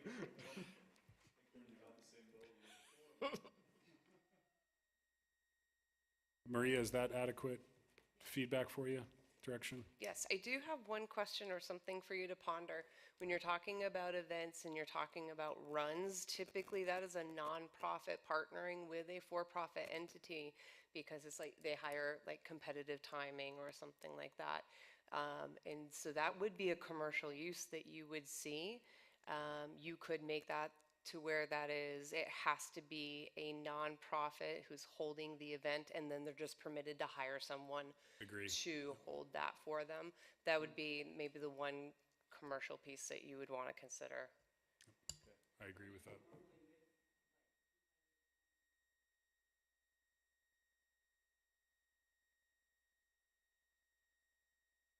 Right. Yes, Are we on, do we have consensus here? Yeah. Okay. I think nonprofit with that hires for-profit help. I mean, yeah. which is kind of the way events typically work anyway. Yeah, exactly. So, because they always need a financial partner, somebody that's got some money, and Yeah. Sportsman wants to put their banner up, and I'm fine with that. But as long as the nonprofits is the primary event holder. Great. Good luck to you both at your next LLAC meeting. I look forward to the report. With that said, we took care of what we needed to in terms of business.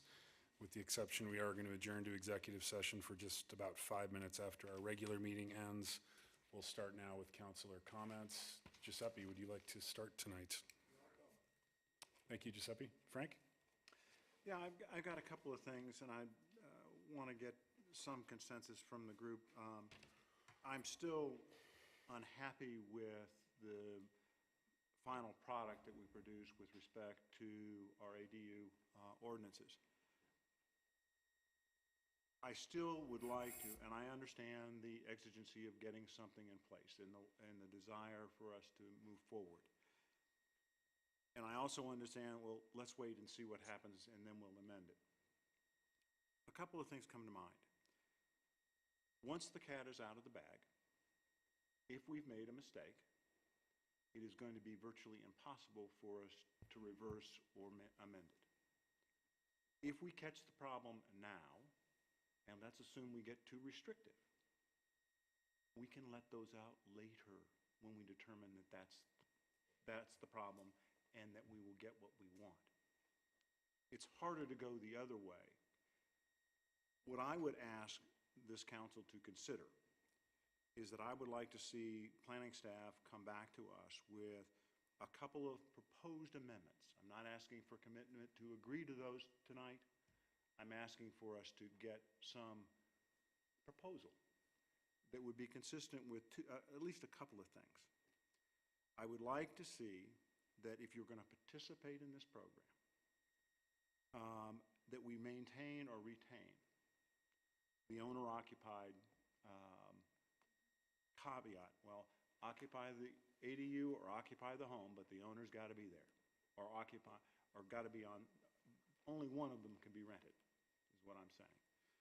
The other is that I would like to see potentially, instead of a 5-year minimum deed commitment, a 7-year. Why that's different? It just is. I think 5 years is just too short under the circumstances. I understand the argument, well, it's too long and nobody will participate. Okay, we can fix that later. That's when we can figure out and say, okay, if that's the problem, I'll fix that later. It's harder to fix it once it's got established, to raise it. The other is, I think that we still need to maintain and should require, even with standard ADUs, that if they're going to be rented, that we need to require that the home or one of the two facilities be owner-occupied. I don't think we can just release that, again, without significant impacts on our neighborhoods in terms of what we want to maintain. So I would like to look at amendments that might deal with those issues. If I can get some support from council to direct staff to do that, I'd sure appreciate it. Showing of hands for support of just bringing forward some draft amendments for consideration.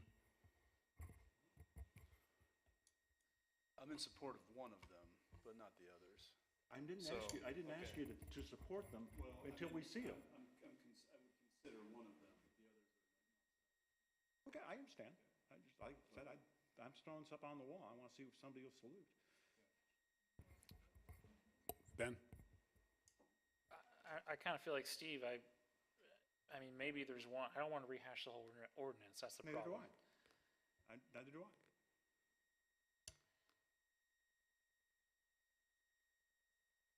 Say no if you want. The other thing, I'm a little confused about what you said, because you said, the first thing you said was, if you participate in the program, then you have to live in one of them. And then you said at the end, I want to retain owner occupancy in one of them. So which is it? No, what I'm suggesting is that with this ordinance, past ordinance, we remove the owner occupancy from both standard ADUs and the program ADUs. Okay. I want to go back to a situation where we consider reinstating the requirement that an owner only rent one of the facilities on the place.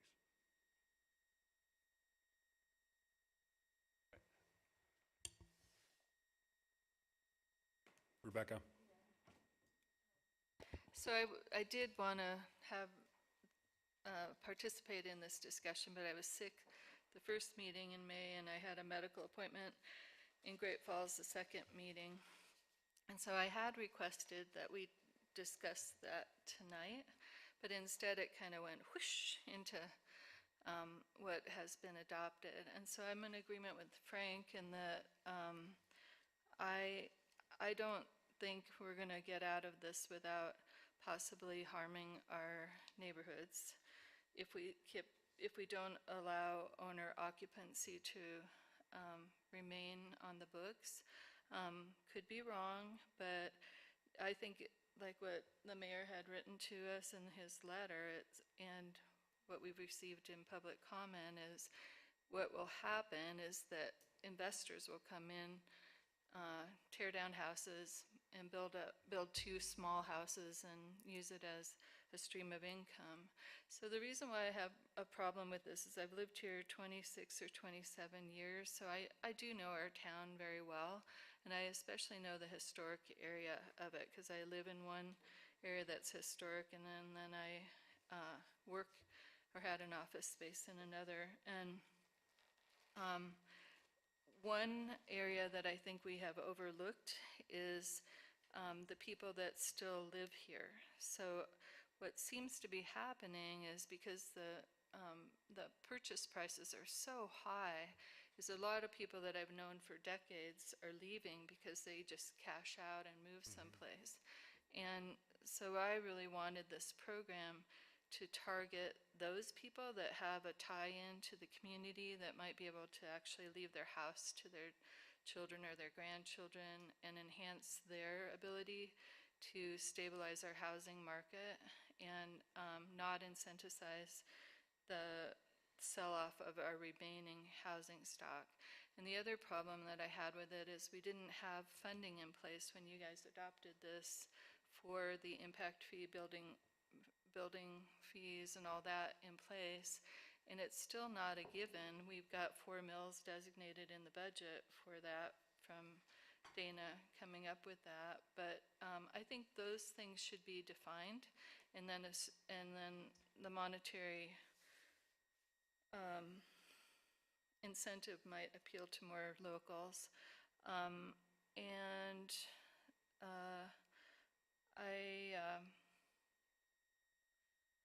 I just sort of feel like we've already been sort of taken over by short-term rental property owners. We have multiple property managers in town that manage properties. I only talked to 2 of them, but I got the impression that out of 3, there were already 650 that were in management, and so we have like 15 licensed in the city. So one question I have for staff is how many houses do we actually have in town? What percentage is already in a management type of arrangement, which means that we will probably never see those come into an affordable housing kind of arrangement. And then what can we do to help the people that actually live here stay in their homes and have a secondary income if they can, but also create housing for other people. So I felt like, I know everybody's frustrated with not having housing dialed in, and this was one of the ideas that Ben explained to me. Our housing consultants came up with this idea, and Wendy also came up with it when she did the brief survey of people that had gotten ADU permits but hadn't followed through with it. So it felt like it was one idea that we could possibly get housing, but I think it's going to turn into a free-for-all and not really target the kind of housing that we need. So I support Frank's idea of working with more data on what we're actually trying to achieve. So, sorry guys, I was disappointed. I really wanted to be part of the discussion, and so that's why I'm going very long. Thanks, Rebecca. Steve?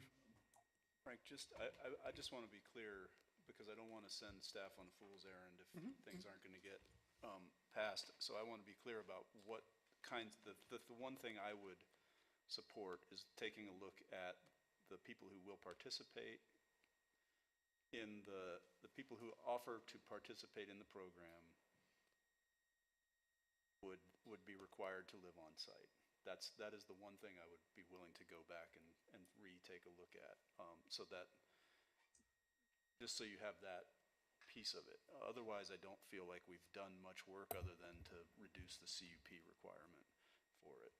The owner occupancy thing, it's clear in all of the data, all of the literature, all of the things that we've been sent to look at and read, is that people all over the country, towns all over the country, are reducing that owner occupancy requirement because it simply doesn't work. And we're fooling ourselves if we think that rich out-of-state investors aren't going to come here and buy those houses and build something else anyway. It's already happened. It's already happening. So, Giuseppe. Yes, Mr. Mayor, thank you. We could have voted either way then. I have a problem reviewing this with the process, because we went through a process, planning board went through the process. We had, I don't remember how many public hearings about that. People have been lobbying, people have come, they've worked one way or the other way, pro and con. We have listened to all these arguments, and I know personally we would have voted differently because I know your feelings, you wrote them. At the same time, had it passed or not passed in a different way, I knew the rules of the game.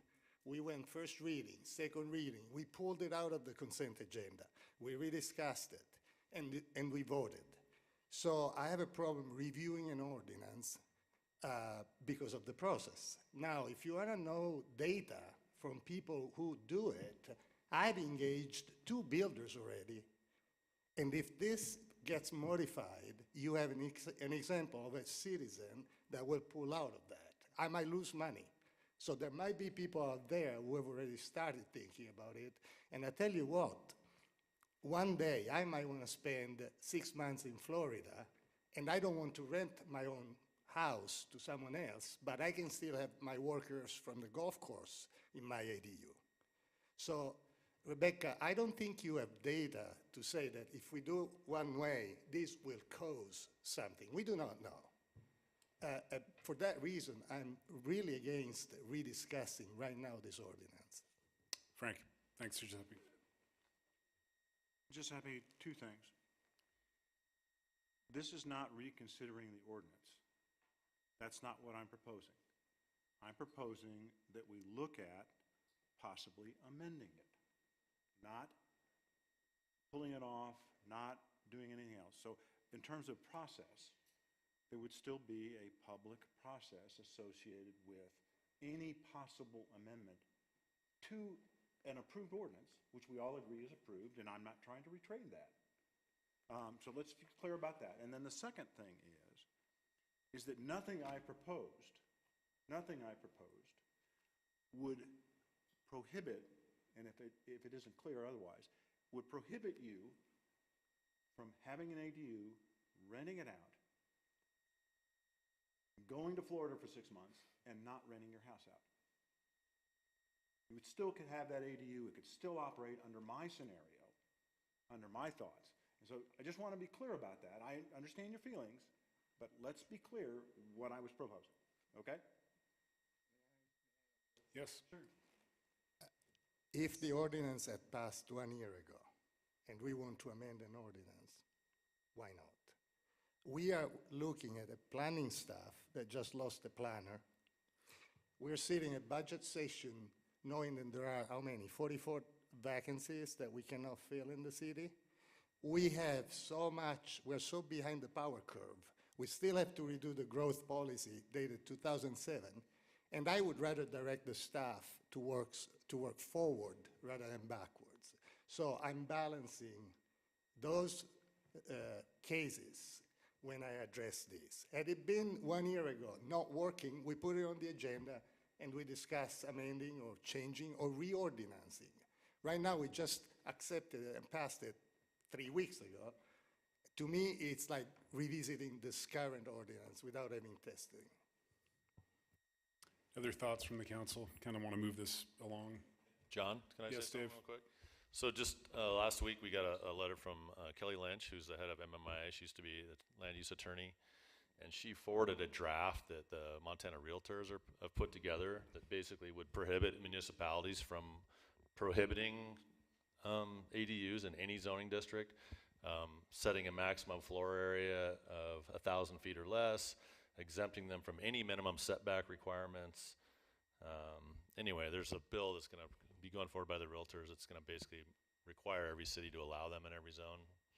Very similar to what we passed, but with some other wide open things that we may not like. But you know, after getting in contact with her, I mean, just some of the sentiment was that, you know, with the recent thing that we did adopt was kind of being progressive and showing that the cities can be responsive to some of the things that are going on statewide. You know, Missoula and Bozeman both reduced their standards on ADUs in order to allow for more affordable housing. You know, Whitefish just did it.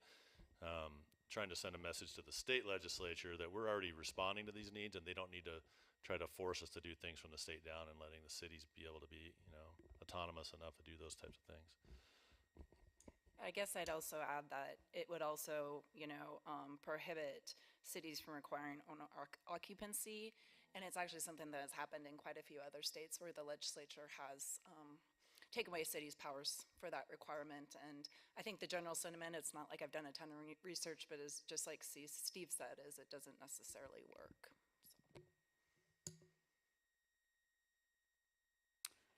Thoughts?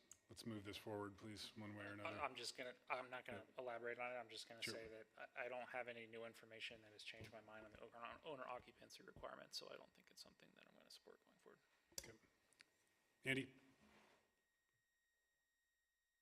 Oh, there we go. I kind of have to agree with Ben. I mean, I don't know that what we did is exactly right, but I don't know that it's exactly wrong. I think anecdotally, we can say it's going to create this giant real estate investment boom and rush here. That horse left the barn like about 2 years ago. I mean, is it going to significantly change the value of a home in Whitefish by 20, 30, 40, 50%? Doubtful, very doubtful in my opinion. And I personally know people that do own other properties in this town that have an ADU and a house on it, and they don't live in it, they live in another house. And there are people that would rent those properties out at a lower price. And that's not anecdotal, that's people I actually know. So I do know that some housing will be created, and from what, as Steve said, and from what everybody has experienced in other communities, it has actually done what they set out to do with it. And I think part of my rationale for voting for it when I did, even knowing that there are some pitfalls out there, was the housing folks, they vetted this very well. It got vetted pretty well, I think, at the planning board. I think it got vetted very well up here on multiple occasions. And I'm willing to go with what they told us and our housing consultant said we should do. And that's where I come down on that, so. Not seeing much support for your initiative, but thank you for bringing it forward. Any further business this evening? Thanks, Frank. Steve? Thanks, Mr. Mayor. I did start this evening on a somber note, so I would like to close it on a more positive and happy note. This weekend was the Whitefish High School graduation, and I just want to recognize 3 graduates this year. I might get choked up a little bit. That have connections to City Council and to the city. The first is Evan Barbaras, son of Pam and Joe.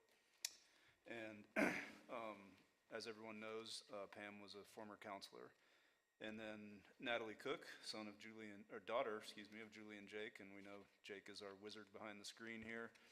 And then my own daughter, daughter of Jessica and me, all graduates of the class of 2022. So it's cool that we have some new alumni with connections to City Hall. So Absolutely. Congratulations, Steve, and all. Ben, anything this evening? Yeah, I just wanted to make one comment. I'm okay with how we ended up on the bear-proof containers, but I do think I would love to hear, and maybe Dana's not here, so maybe that's next meeting, but if there's any information that can be conveyed regarding the concerns from the public on the alley access. I think that's something I'd like to make sure gets followed up on. And then additionally, I feel like we should have a recycling drop-off in town, and so now that that part of this is done, I would also be interested to know what our plan is to build the recycling drop-off down at the Monaghan site at some point. Thanks, Ben. Rebecca, nothing this evening. Andy? I'll just follow a little bit on Steve's note there, because I did attend all of the graduation ceremonies this weekend, and it was pretty amazing. Of a class of 130 kids at Whitefish High School this year, 63 graduated of either a 4-point or high honors, and a good share of those were National Honor students, and that's a pretty good testament to our school system. And I think that it was very ironic during the school board election when there was a lot of bad ill will flying around amongst candidates, and some of that was on the front page of the Interlake, and on that very same day, Whitefish was named the 3rd best academic school in the entire state, of all schools, not just of Class A schools. So big shout out, obviously, to all of the Whitefish community, and that's a function of parents, because as Steve knows, he only has them 6 hours a day, and parents have them the other 18 hours a day, and that's pretty huge. But it was really cool to go. I have to say, it was really pretty inspiring and on many, many, many levels. So it was really awesome. And other than that, I do have to chime in because we're listening to Mr. Wells speak tonight, and I'm just hearkening back to letters to the editor, ripping me a new one from Mr. Garth Wells at Whitefish Marine, and promising over a year ago about how, I wasn't able to do anything with my landscaping, but I'm going to get to it this year. Well, he didn't get to it last year. He didn't get to it this year. All he's done is add more stuff out there. It's RVs, it's banners, it's packed to the gills. And because the county won't enforce it, and I usually take people at their word, and I would take Mr. Wells at his word too, if it was a good word, but obviously it's not, because he hasn't done a damn thing out there. And so if he would like to write another letter and call me out in the paper, that's great. But at the end of the day, he's the one who's not doing what he promised to do. So just had to bring that up. So Thanks, Andy. Yes? Just wanted to follow up on something. I went to the county and followed up on that business, and they talked to Dave about it. They have I think a 10-foot required easement in the front for a bike lane and a 60-foot easement in the back for an accessory roadway. We're still following up on the landscaping piece of it, but I will keep working on it, because I agree it's unfortunate that it looks so crowded. Thanks, Rebecca. Is that all, Andy? Thank you. Craig, real quickly, the fencing around the former recycling centers, that's something we can take care of? Yeah, I'm on it. I already sent an email. I'm sure you are. We were renting that from Mild Fence, and I thought they picked it up, so Okay. I apologize. Appreciate that. I think we've covered everything I had on my list, and we're going to convene real quickly to executive session pursuant to Section 2-3-2034 of Montana Code Annotated. On that note, we're adjourned. Thanks.